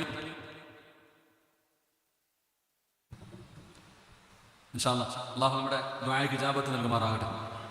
എൻ്റെ പ്രിയപ്പെട്ട സഹോദരൻ, നമുക്ക് അള്ളാഹുവിൻ്റെ മുമ്പിൽ തൗബ ചെയ്യാൻ കഴിയണം. തൗബ എന്ന് പറഞ്ഞാൽ എന്താ? തൗബ എന്ന് പറഞ്ഞാൽ വെറുതെ കിടന്ന് നിലവിളിച്ചിട്ടോ ഷോ കാണിച്ചിട്ടോ കാര്യമില്ല. ഒരിക്കൽ മഹാനായ സയ്യിദുനാ ഉമർ ഇബ്നുൽ ഖത്താബ് റളിയല്ലാഹു തആല അൻഹു രാജ്യം ഭരിക്കുന്ന കാലത്ത് ഉമർ തങ്ങൾ ഇങ്ങനെ രാത്രിയിൽ ഇങ്ങനെ ഇറങ്ങി നടന്നു പോകുമ്പോൾ ഒരു മനുഷ്യനെതിരെ നടന്നു വരുന്നുണ്ട്. ഖലീഫ ഉമറാണ് തൻ്റെ മുമ്പിൽ നടന്നു വരുന്നത്. ഇവിടെ നിന്ന് ഈ മനുഷ്യൻ അങ്ങോട്ട് നടന്നു പോവാ. അപ്പൊ അയാളുടെ കയ്യിൽ 2 കുപ്പി കള്ളിരിക്കുന്നുണ്ട്. ഇയാൾക്ക് വലിയ ബേജാറായി. ഉമർ തങ്ങളാ വരണേ, അല്ലാഹ് ഈ ചങ്ങാതിയുടെ കൈ കിട്ടിയ വെറുതെ വിടില്ല. അപ്പൊ ഈ മനുഷ്യന് വല്ലാത്ത പേടി. 2 കുപ്പി കള്ളുമായിട്ട് വരുന്ന, ഓടാനൊന്നും പറ്റൂല. രണ്ടുപേരും മുഖാമുഖം കണ്ടു കഴിഞ്ഞു. അപ്പൊ ആ ചങ്ങാതി ഏറ്റവും വലിയ വിഷമം, ഉമർ തങ്ങൾ ഇയാൾ നല്ലവനാണെന്ന് വിചാരിച്ചിരിക്കണം. അപ്പൊ ഈ കള്ളു കൊണ്ടുവരുന്ന മനുഷ്യന്റെ മനസ്സിൽ 2 കണ്ണും അടച്ചങ്ങോട്ട് പിടിച്ചിട്ട് ഇയാൾ അള്ളാഹിനോട് പറഞ്ഞു, പടച്ചവനെ, ഞാൻ ചെയ്തത് തെറ്റാ, ഞാൻ ചെയ്യുന്നത് പാപവാ. ഇന്ന് എന്നെ ഉമറിന്റെ മുമ്പിൽ നിന്ന് നീ രക്ഷപ്പെടുത്തുകയാണെങ്കിൽ മരിക്കുന്ന കാലം വരെ ഇനി ഞാൻ കൈകൊണ്ട് പോലും തൊടൂല. ഉമറിന്റെ മുമ്പിൽ നിന്ന് എന്നെ നീ രക്ഷപ്പെടുത്തിയാൽ ഇനി മരിക്കുന്ന കാലം വരെ കള്ള് ഞാൻ കൈകൊണ്ട് പോലും തൊടൂല. ഈ മനുഷ്യൻ ഇത് പറഞ്ഞ് തീരുന്നതും ഉമർ തങ്ങൾ മുമ്പിലെത്തി. എവിടെ പോയതാ? എന്റെ കയ്യിലെന്താ ഇരിക്കണേന്ന് വെച്ചു. ഒറ്റ ചോദ്യം, കയ്യിലിരിക്കണത് എന്താണെന്ന്. ഈ മനുഷ്യൻ പറഞ്ഞു, എൻ്റെ കയ്യിലിരിക്കുന്നത് സുറുക്കയാണ്. ഇങ്ങോട്ട് ഉമർ തങ്ങൾ അത് മേടിച്ചിട്ട് തുറന്നു നോക്കിയപ്പോൾ ആ കള്ള് സുറുക്കയായി മാറി. അള്ളാഹു നമുക്ക് ഈമാൻ നൽകുമാറാകട്ടെ. അള്ളാഹു ഈമാൻ നൽകുമാറാകട്ടെ. ഇവിടെ പഠിക്കേണ്ട 2-3 കാര്യങ്ങളുണ്ട്. ഒന്ന്, എന്ത് ധൈര്യത്തിൽ ആ മനുഷ്യൻ സുറുക്കയാണെന്ന് പറഞ്ഞു? അയാൾക്കറിയാൻ കള്ളാണെന്ന്. ആ കള്ള് സുറുക്കയാണെന്ന് ആ മനുഷ്യൻ പറയാനുള്ള കാരണം, എൻ്റെ റബ്ബെന്നെ കൈവിടില്ല എന്നുള്ള വിശ്വാസം. അതാണ് അയാൾ പറഞ്ഞ 2ാമത്തെ വാക്ക്. അല്ലാഹ് എന്നെ ഇന്ന് ഇവിടെ നിന്ന് രക്ഷപ്പെടുത്തിയ മരിക്കുന്ന കാലം വരെ ഞാൻ തൊടുക പോലും ഇല്ല. അതാണ് തൗബ. അള്ളാഹു ഈമാൻ തരുമാറാകട്ടെ. അള്ളാഹു ഈമാൻ തരുമാറാകട്ടെ. നമ്മളോ കാക്കയുടെ സ്വഭാവം. നമുക്ക് കാക്കയുടെ സ്വഭാവം അറിയോ? കാക്ക രാവിലെ വന്നിട്ട് വേസ്റ്റ് കൊത്തി തിന്നും. വേസ്റ്റ് കൊത്തി തിന്നിട്ട് മരത്തിന്റെ മുകളിൽ കയറിയിട്ട് അതിന്റെ തല അങ്ങോട്ട്, ഞാൻ വേസ്റ്റ് തിന്നുമില്ലേ എന്ന് പറഞ്ഞിട്ട് തലയിട്ട് മരത്തിലടിക്കും. ഇനി ഒരിക്കലും ഞാൻ തിന്നൂല, ഇനി ഒരിക്കലും ഞാൻ വേസ്റ്റ് തിന്നൂല. പിറ്റേ ദിവസം രാവിലെ വരുമ്പോൾ നല്ല പോലെ ഇങ്ങനെ കിടക്കുന്നു. കാക്ക വീണ്ടും പോയി തിന്നും. വീണ്ടും മരത്തിന്റെ മുകളിൽ കയറിയിട്ട് പറയും, ഞാൻ ചെയ്യൂല. ഇതുപോലെ നമ്മുടെ പലരുടെയും തൗബ. അള്ളാഹു കാത്തിരക്ഷിക്കുമാറാകട്ടെ. അതുകൊണ്ട് ദുആ ചെയ്യുമ്പോൾ അള്ളാഹു നോക്കുന്നത് മനസ്സിലാണ്. ഒരു മനുഷ്യന്റെ നീയത്തിൽ അതിന് 1 മണിക്കൂർ ദുആവൊന്നും വേണ്ട, ഒരു അസ്തഗ്ഫിറുല്ലാഹ് മതി. ഞാൻ എപ്പോഴും പറയാറുണ്ട്, ഒരു ഉസ്താദ് ജുമയ്ക്ക് പള്ളി പ്രസംഗിക്കാം. ഉസ്താദ് ജുമയ്ക്ക് പള്ളി പ്രസംഗിച്ചു. ഏത് പ്രതിസന്ധിയിലും അള്ളാഹുവിനോട് സഹായം ചോദിച്ചാൽ അള്ളാഹു ഒരു മനുഷ്യനെ സഹായിക്കും, ഏത് വിഷയത്തിൽ. അന്ന് രാത്രി ഈ ജുമയ്ക്ക് പള്ളിയിൽ പോയി ഒരു ചങ്ങാതി മോട്ടിക്കാൻ പോയി, കള്ളനായിരുന്നു. മോഷണം നടത്തിയിട്ട് ഇറങ്ങിയപ്പോൾ വീട്ടുകാർ ഉണർന്ന് വിളിച്ചു നോക്കി, നാട്ടുകാരെല്ലാവരും എഴുന്നേറ്റു. കള്ളനെ പിടിക്കാൻ വേണ്ടി എല്ലാവരും പുറകിലൂടുക, കള്ളനാണെങ്കിൽ ജീവനും കൊണ്ടുവിടുക. നാട്ടുകാരെല്ലാവരും കള്ളന്റെ പുറകെ ഓടും. കള്ളൻ ജീവനം കൊണ്ട് ഓടി ഓടി ഒരു പുഴയുടെ മുമ്പിൽ ചെന്നു. നല്ല ഒഴുക്കുള്ള പുഴ, മുമ്പിൽ പുഴ, പുറകിലാണെങ്കിൽ നാട്ടുകാർ തല്ലിക്കൊല്ലാൻ വരികയാണ്. അപ്പോഴാ ഈ കള്ളൻ ഉസ്താദ് ജുമയ്ക്ക് പ്രസംഗിച്ച പ്രസംഗം ഓർമ്മ വന്നു. ഏത് പ്രതിസന്ധിയിലും അള്ളാഹുവിനോട് സഹായം ചോദിച്ചാൽ അള്ളാഹു സഹായിക്കും. ഈ മനുഷ്യൻ പറഞ്ഞു, അല്ലാഹ്, ഞാൻ ചെയ്തത് തെറ്റാ, ഇന്നത്തോടെ ഞാൻ ഈ പണി നിർത്തി, ഇന്നത്തോടെ ഈ മോഷണം ഞാൻ നിർത്തി, എന്നെ നാണം കെടുത്തരുത്, എന്നെ നീ രക്ഷപ്പെടുത്തണം പടച്ചവനെ, നിന്നിൽ പ്രതീക്ഷ വെച്ചുകൊണ്ട് ഞാൻ ഈ വെള്ളത്തിലേക്ക് ഇറങ്ങുകയാണ്. ആ മനുഷ്യൻ വെള്ളത്തിലേക്ക് കാലെടുത്ത് വെച്ചു. വെള്ളത്തിന്റെ മുകളിലൂടെ റോഡിലൂടെ നടന്നു പോകുന്നത് പോലെ ഈ കള്ളൻ നടന്ന അക്കരയിൽ പോയി രക്ഷപ്പെട്ടു. ഇദ്ദേഹം പിറ്റേ ദിവസം രാവിലെ പള്ളിയിൽ പോയി. എന്നിട്ട് ഖതീബിനോട് പറഞ്ഞു, ഉസ്താദെ, നിങ്ങൾ പറഞ്ഞത് സത്യമാണ്. ഏത് പ്രതിസന്ധിയിലും അള്ളാഹുവിനോട് ചോദിച്ചാൽ നിങ്ങൾ പറഞ്ഞല്ലോ അള്ളാഹ് സഹായിക്കുമെന്ന്. ഇന്നലെ രാത്രി ഞാൻ മോഷ്ടിച്ചിട്ട് വരുമ്പോൾ വെള്ളത്തിന്റെ മുമ്പിലെത്തിയപ്പോൾ നിങ്ങൾ പറഞ്ഞത് എനിക്ക് ഓർമ്മ വന്നു. ഞാൻ അള്ളാഹിനോട് പറഞ്ഞിട്ട് സത്യമായിട്ട് ഞാൻ ആ വെള്ളത്തിന്റെ മുകളിലൂടെ ഇറങ്ങി നടന്നുപോയി ഉസ്താദ്. ഉസ്താദിനോട് പറഞ്ഞപ്പോൾ ഉസ്താദിന് വൈകുന്ന രാത്രി ആയപ്പോൾ മനസ്സിൽ, എടാ, ഒരു കള്ളൻ ഇങ്ങനെ നടന്നു പോയെങ്കിൽ പിന്നെ എനിക്കും പറ്റുമല്ലോ. ഉസ്താദ് രാത്രി വെള്ളത്തിന്റെ അടുത്ത് പോയി, പുഴയുടെ ചാരത്ത് പോയിട്ട് ഉസ്താദും പറഞ്ഞു, പടച്ചവനെ, ഞാൻ ഇറങ്ങാൻ പോവാ, എന്നെ നീ രക്ഷപ്പെടുത്തണേ. ഇറങ്ങിയത് മാത്രമേ ഓർമ്മയുള്ളൂ. അള്ളാഹു കാത്തിരക്ഷിക്കുമാറാകട്ടെ. രണ്ടും തമ്മിലൊരു വ്യത്യാസമുണ്ടോ? ഇത് ഉള്ളതാണോ ഇല്ലാത്തതാണോ എന്നല്ല, രണ്ടും തമ്മിലൊരു വ്യത്യാസമുണ്ട്. ഒരു മനുഷ്യന്റെ മനസ്സിലാണ് അള്ളാഹു നോക്കുന്നത്. അതുകൊണ്ട് സഹോദര, ചുമ്മാതെ കടന്ന് ഷോ കാണിക്കുന്നതിനപ്പുറം അസ്തഗ്ഫിറുല്ലാഹൽ അദീം എന്ന് നീ പറയേണ്ട രീതിയിൽ പറഞ്ഞാൽ മതി. നിന്റെ പാപം അള്ളാഹു പുറത്തു തരും. അള്ളാഹു നമ്മുടെ പാപം പുറത്തുവരുമാറാകട്ടെ. അള്ളാഹു നമ്മുടെ തൗബ സ്വീകരിക്കുമാറാകട്ടെ. തൗബ എന്ന് പറഞ്ഞാൽ എന്താ? തൗബ എന്ന് പറഞ്ഞാൽ എന്താ? നമ്മൾ കാണിക്കുന്ന ദുആ കാണുമ്പോൾ ഇബ്ലീസ് മാറി ഇരുന്നിട്ട് ചിരിക്കുക. ഇവെന്താ അള്ളാഹ് ചെയ്യണേ? ഇബ്ലീസിന് തന്നെ ചിരി വരുന്ന രീതിയിലാണ് നമ്മുടെ ഇന്നത്തെ ദുആയൊക്കെ. ഇവിടെ തൗബ എന്ന് പറഞ്ഞാൽ എത്രത്തോളം തൗബ ചെയ്യണം? ഞാനൊരു തൗബ പറഞ്ഞു തരാം. മഹാനായ നബിയിന റസൂലുള്ളാഹി സ്വല്ലല്ലാഹു അലൈഹി വസല്ലമ തങ്ങൾ താമസിച്ചാലും കുഴപ്പമൊന്നുമില്ലല്ലോ. എത്ര മണി വരെ ഉണ്ട്? 12, 20, 25. കുറച്ചേരം കൂടി ഇരിക്കില്ലേ? കുറച്ചേരം കൂടി ഇരിക്കില്ലേ?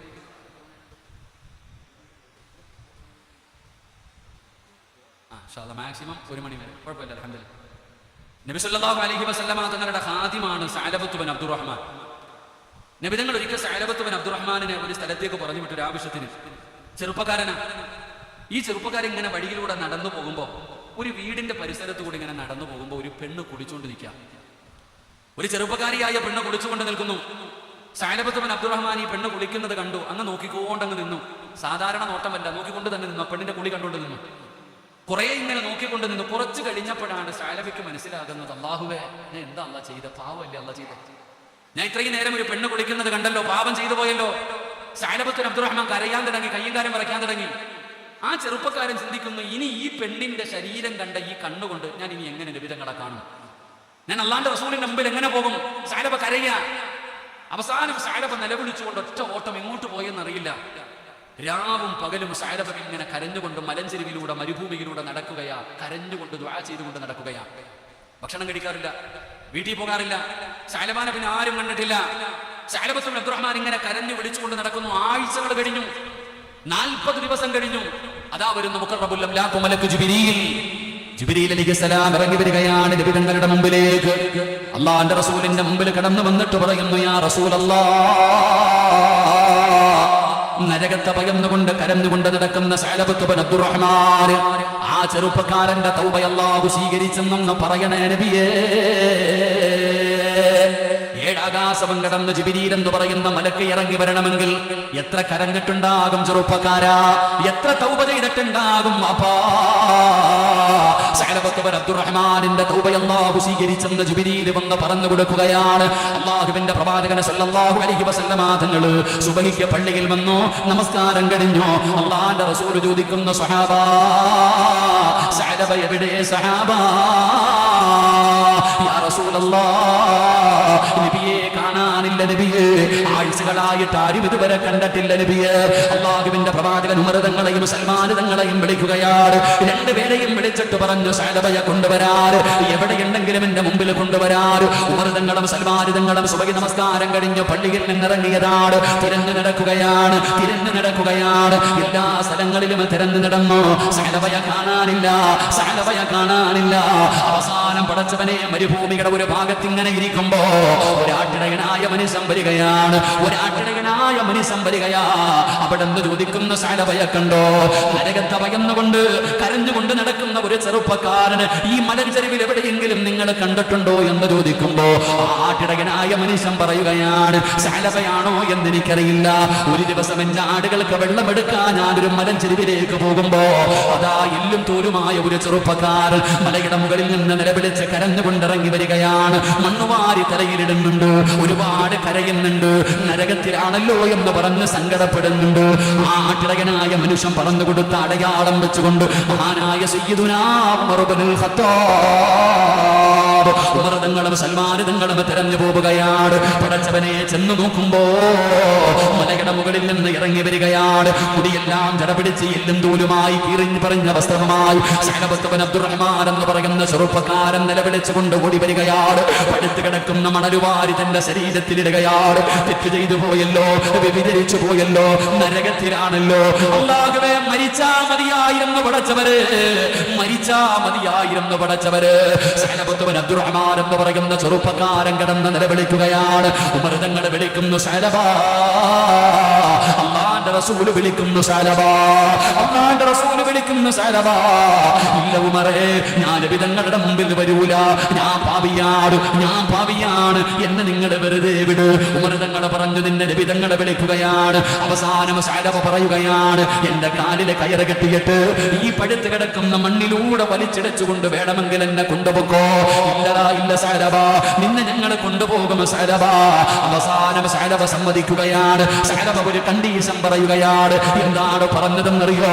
നിസ്കരിക്കുന്ന സമയത്ത് വേണം എന്നെ കൊണ്ടുപോകാൻ, നിസ്കരിക്കുന്ന സമയത്ത് വേണം കൊണ്ടുപോകാൻ. അങ്ങനെ സമ്മതിക്കുകയാണ്. സഅലബത്ത് ബിൻ അബ്ദുറഹ്മാനുമായി ഉമർ തങ്ങളും സൽമാൻ തങ്ങളും മസ്ജിദ് നബവിയിലേക്ക് കടന്നു വരികയാണ്. നിസ്കാരത്തിന്റെ സമയമാണ്. നിസ്കാരം തുടങ്ങുകയാണ്. എല്ലാവരും പള്ളിക്ക് വെത്ത് കയറി. സഅലബ നിസ്കരിക്കാൻ വന്നു നിന്നപ്പോ അല്ലാഹുവിന്റെ റസൂൽ പാരായണം ചെയ്യുന്ന സൂറത്ത് ഏതെന്നറിയുമോ? അൽഹാകുമുത് തകാസുർ ഹത്താ സുർതുമുൽ മഖാബിർ കല്ലാ സൗഫ തഅലമൂന സുമ്മ കല്ലാ സൗഫ തഅലമൂൻ. ഈ ആയത്തങ്ങ് പാരായണം ചെയ്ത് കഴിയുമ്പോ സഅലബ ബോധം കെട്ട് താഴെ വീഴുകയാ. കല്ലാ സൗഫ തഅലമൂന സുമ്മ കല്ലാ സൗഫ തഅലമൂൻ. മരണത്തിന് ശേഷമുള്ള ജീവിതത്തെ കുറിച്ച് പറയുന്ന ആയത്ത് കേട്ടപ്പോ സഅലബ താഴെ വീഴുകയാണ്. നമസ്കാരം കഴിഞ്ഞു. അല്ലാഹുവിന്റെ റസൂൽ ചോദിക്കുന്നു, സഅലബ എവിടെ? അല്ലാഹുവിന്റെ പ്രവാചകൻ അടുത്തേക്ക് വന്നു. സഅലബയ്ക്ക് ബോധം വന്നു. അല്ലാഹുവിന്റെ റസൂൽ പറഞ്ഞു, സഅലബ, അല്ലാഹു പുറത്തു തന്നിരിക്കുന്നു സഅലബ. ഇതെന്തോ കോലമാ സഅലബ? വീട്ടിൽ നിന്നിറങ്ങിയിട്ട് ആഴ്ചകളായല്ലോ. വീട്ടിലേക്ക് പോ സഅലബ, കൊണ്ടുവിട് സഹാബ. സഅലബത്ത് ബിൻ അബ്ദുറഹ്മാനിനെ പറഞ്ഞു വിടുകയാണ്. എന്റെ പ്രിയപ്പെട്ടവരെ, ഉറക്കമില്ലടോ, കരച്ചലാണ്, ഭക്ഷണം കഴിക്കണില്ല, നിലവിളിയാണ്. 8 ദിവസം കഴിഞ്ഞു. സൽമാനുൽ ഫാരിസി റളിയല്ലാഹു തആല അല്ലാഹുവിന്റെ പ്രവാചകന്റെ ചാരത്തേക്ക് ഓടി വരുന്നു. നബിയേ, യാ റസൂലല്ലാഹ്, സഅലബ സക്കറാത്തിന്റെ അവസ്ഥയിലാണ് നബിയേ. ഉറക്കമില്ല നബിയേ, ഭക്ഷണം കഴിക്കാറില്ല നബിയേ, രാവും പകലും നിലവിളിയാ നബിയേ. തെറ്റുകാരനായി പോയല്ലോ, പാപം ചെയ്തു പോയല്ലോ, നരകത്തിലാണല്ലോ എന്ന് പറഞ്ഞുകൊണ്ട് വീടിന്റെ അകത്ത് കിടന്ന് കരച്ചലായിരുന്നു നബിയേ. സക്കറാത്തിന്റെ അവസ്ഥയിലാണ്. അല്ലാഹുവിന്റെ റസൂൽ കാണാൻ പോയി, നബി തങ്ങൾ കാണാൻ പോയി. മരണത്തോട് മല്ലടിച്ചുകൊണ്ട് കിടക്കുന്ന സഅലബത്ത് ബിൻ അബ്ദുറഹ്മാൻ എന്ന് പറയുന്ന ചെറുപ്പക്കാരൻ നബി തങ്ങളുടെ അടുത്ത് നിന്നു. അല്ലാഹുവിന്റെ റസൂലിന് മനസ്സിലായി മരണം അടുത്തെന്ന്. നബി തങ്ങളുടെ സഅലബയുടെ തല പിടിച്ച് മടിയിലേക്ക് വെക്കുകയാ. സഅലബത്ത് ബിൻ അബ്ദുറഹ്മാനിന്റെ തലയെടുത്തിട്ട് അല്ലാഹുവിന്റെ റസൂൽ തന്റെ ശറഫാക്കപ്പെട്ട മടിയിലേക്ക് വെക്കുമ്പോ, വേണ്ട നബിയേ, വേണ്ട നബിയേ എന്ന് പറഞ്ഞുകൊണ്ട് തല വലിച്ചിട്ടങ്ങ് താഴേക്കിടുകയാ. അല്ലാഹുവിന്റെ റസൂൽ ചോദിക്കുന്നു, സഅലബ, ഇഷ്ടമായില്ലേ സലബ? എന്റെ മടിയിൽ തലവെക്കുന്നത് നിനക്ക് ഇഷ്ടമായില്ലേ സലബ? ഏതൊരു മനുഷ്യനും കൊതിക്കുമല്ലോ സലബ എന്റെ മടിയിലൊന്ന് കിടക്കാൻ, എന്റെ ചാരത്ത് കിടന്നു മരിക്കാൻ. ഏതൊരു മനുഷ്യനും കൊതിക്കുമല്ലോ, ഏതൊരു മനുഷ്യനും ആഗ്രഹിക്കുമല്ലോ. എന്തേ സലബ നീ തലവലിച്ച് താലയിടുന്നത്? എന്തേ സലബ ഇഷ്ടമായില്ലേ സലബ? യാ റസൂലല്ലാഹ് ഇഷ്ടമില്ലാഞ്ഞിട്ടല്ല നബിയേ, ആഗ്രഹമില്ലാഞ്ഞിട്ടല്ല നബിയേ, എനിക്കതിനുള്ള അർഹതയില്ല നബിയേ, എനിക്കതിനുള്ള യോഗ്യതയില്ല നബിയേ, ഞാൻ പാപിയാ നബിയേ. അങ്ങയുടെ മടിത്തട്ടിൽ കിടന്നു മരിക്കാൻ, അങ്ങയുടെ മടിത്തട്ടിൽ കിടന്നു മരിക്കാൻ എനിക്ക് അർഹതയില്ല നബിയേ. താഴെ കിടക്കട്ടെ, റബ്ബങ്ങാനും എന്നോട് കരുണ കാണിച്ചാലോ. സഹനബത്തവൻ അബ്ദുറഹ്മാൻ അവിടെന്ന് കരഞ്ഞുകൊണ്ട് പറയുമ്പോ, ഈ കാണുന്ന മജ്‌ലിസിൽ ഒരുമിച്ച് കൂടിയവരെ കണ്ടുപിടിച്ചില്ല സലബ, വ്യഭിചരിച്ചില്ല സലബ, ശിർക്ക് ചെയ്തില്ല സലബ. എന്ത് തെറ്റാണ് ചെയ്തതെന്നറിയുവോ? നടന്നു പോകുന്ന വഴിയിലൂടെ ഇങ്ങനെ പോകുമ്പോ ഒരു പെണ്ണൊന്ന് കുളിക്കുന്നത് കണ്ടപ്പോ, ഒരു പെണ്ണിന്റെ ഔറത്തൊന്ന് കണ്ടപ്പോ 40 ദിവസം രാവും പകലും മലഞ്ചെരിവിൽ പോയി കിടന്ന് പടുത്ത് കിടന്ന മലരാരിന്റെ കിടന്ന് പൊട്ടിക്കരഞ്ഞ് തൗബ ചെയ്തവരാ. അവസാന കരഞ്ഞ് കരഞ്ഞ് വീടിന്റെ അകത്ത് കിടന്നു മരിക്കുമ്പോ, സഹോദരാ തൗബ എന്ന് പറയുന്നത് ഇതിനാട്, തൗബ എന്ന് പറയുന്നത് ഇതിനാട്. എന്റെ പ്രിയപ്പെട്ടവരെ, ജീവിതത്തിൽ ഒരിക്കലെങ്കിലും ഇതുപോലെ തൗബ ചെയ്യാൻ നമ്മളെ കൊണ്ട് കഴിഞ്ഞിട്ടുണ്ടോ സഹോദരാ? നമുക്ക് വല്ലാത്ത ധൈര്യമാടോ, നമുക്ക് പേടിയില്ലടോ. മരണവും കബറും നരകവും പരലോകവും സിറാത്തും മീസാനും ഒന്നും നമുക്ക് പേടിയില്ലടോ.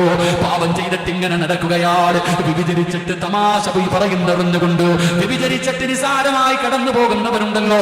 സ്വന്തം ഭാര്യ വഞ്ചിച്ചിട്ട് വീടിന്റെ അകത്ത് പോയി കിടക്കുന്നവര്, ഭർത്താവിനെ വഞ്ചിച്ചിട്ട് കിടക്കുന്ന ഭാര്യമാര്, സ്കൂളിൽ പോകുന്ന പേര് പറഞ്ഞ് പോയിട്ട് കാമുകന്റെ കൂടെ കറങ്ങാൻ പോയി, ആഗ്രഹം മുഴുവനും സാധിച്ചിട്ട് ഫർദയും ധരിച്ച് വീട്ടിൽ കയറി വന്ന് ഉമ്മാരെ കെട്ടിപ്പിടിച്ച് ചുംബനം കൊടുത്ത് ഒരു പേടിയുമില്ലാതെ റൂമിന്റെ അകത്ത് കയറി മൊബൈൽ എടുത്ത് വെച്ചുകൊണ്ട് ചെയ്തതൊക്കെ നല്ലതാണെന്ന് പറയുന്ന പെങ്ങള്, കഞ്ചാവ് വലിച്ചിട്ട് വീട്ടിൽ കയറി വരുന്ന എന്റെ ചെറുപ്പക്കാരാ, മനക്കുത്തെന്ന് പറയുന്ന ഒന്നില്ലേടാ, മനസാക്ഷി എന്ന് പറയുന്ന ഒന്നില്ലേ?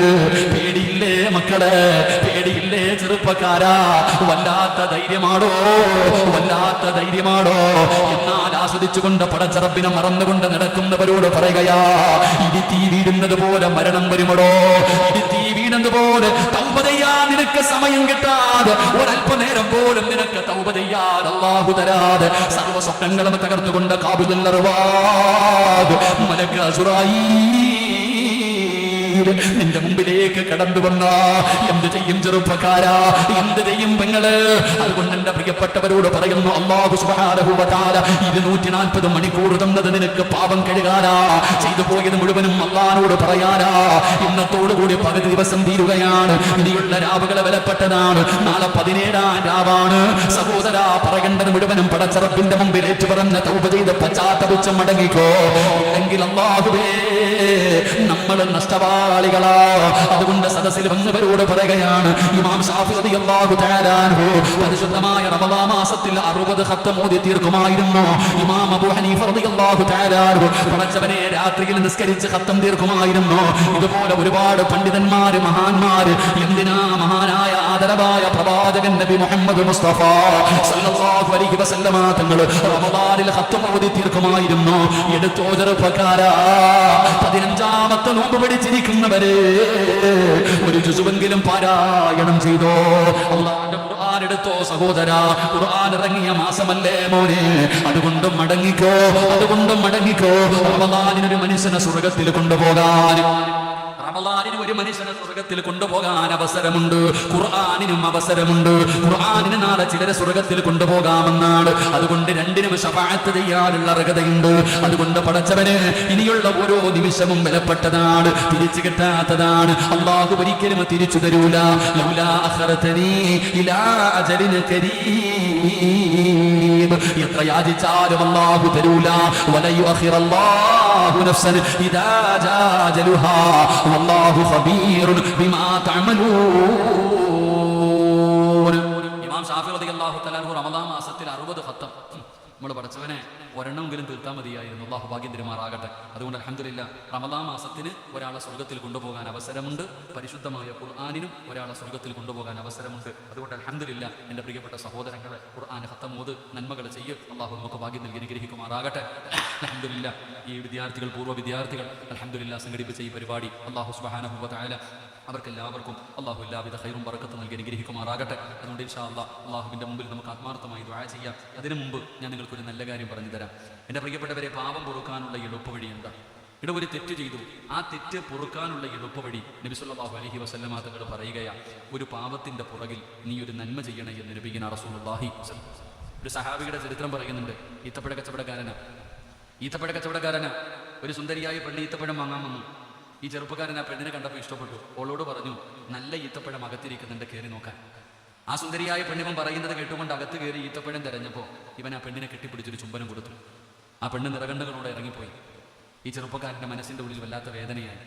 നബി സല്ലല്ലാഹു അലൈഹി വസല്ലമ തങ്ങളുടെ മുമ്പിൽ ചെന്നിട്ട് പറഞ്ഞു, നബി എങ്ങനെ സംഭവിച്ചു പോയി? എനിക്കൊരു വഴി പറഞ്ഞതാ, ഞാനൊരു തെറ്റ് ചെയ്തു പോയി, എനിക്കൊരു വഴി പറഞ്ഞതാ. നബി തങ്ങളൊന്നും മിണ്ടിയില്ല.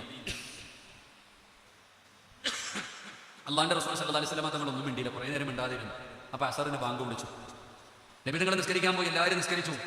നിസ്കാരം കഴിഞ്ഞ് നബി തങ്ങൾ വന്നപ്പോൾ ഈ ചെറുപ്പക്കാരൻ രണ്ടാമതും പോയിട്ട് പറഞ്ഞു, നബിയെ എനിക്ക് പറ്റിപ്പോയതാ, നബിയെ ഒരു വഴി പറഞ്ഞതാ.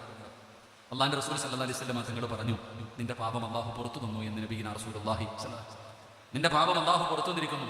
അപ്പോൾ ഈ സഹാബി ചോദിച്ചു, ഇതിന്റെ നബിയെ നേരത്തെ പറയാനെന്താ? ഞാനിത് ആദ്യം എന്ന് പറഞ്ഞപ്പോൾ ഒന്നും മിണ്ടിയില്ലല്ലോ. അപ്പോൾ നബി തങ്ങൾ പറഞ്ഞു, അസർ നമസ്കാരം നീ ചെയ്ത പാപം പുറത്തു മായ്ച്ചു കളഞ്ഞു എന്ന് നബിയിന റസൂലുള്ളാഹി സ്വല്ലല്ലാഹു അലൈഹി വസല്ലം. ഒരു തിന്മയുടെ തൊട്ടു പുറകിൽ ഒരു നന്മ ചെയ്താൽ ആ നന്മ ആ ചെയ്ത തിന്മയെ മായ്ച്ചു കളയും. അതുകൊണ്ട് എൻ്റെ സഹോദരൻ, അതുകൊണ്ടാണ് നമ്മളൊരു തെറ്റ് ചെയ്താൽ ഉടനെ അസ്തഗ്ഫിറുല്ലാഹ് പറയുന്നത്. ഒരു തെറ്റ് ചെയ്താൽ, ഒരു തെറ്റ് കണ്ടാൽ നമ്മൾ ഉടനെ അസ്തഗ്ഫിറുല്ലാഹൽ അദീം എന്ന് പറയുന്നത് അതൊരു നന്മയാണ്.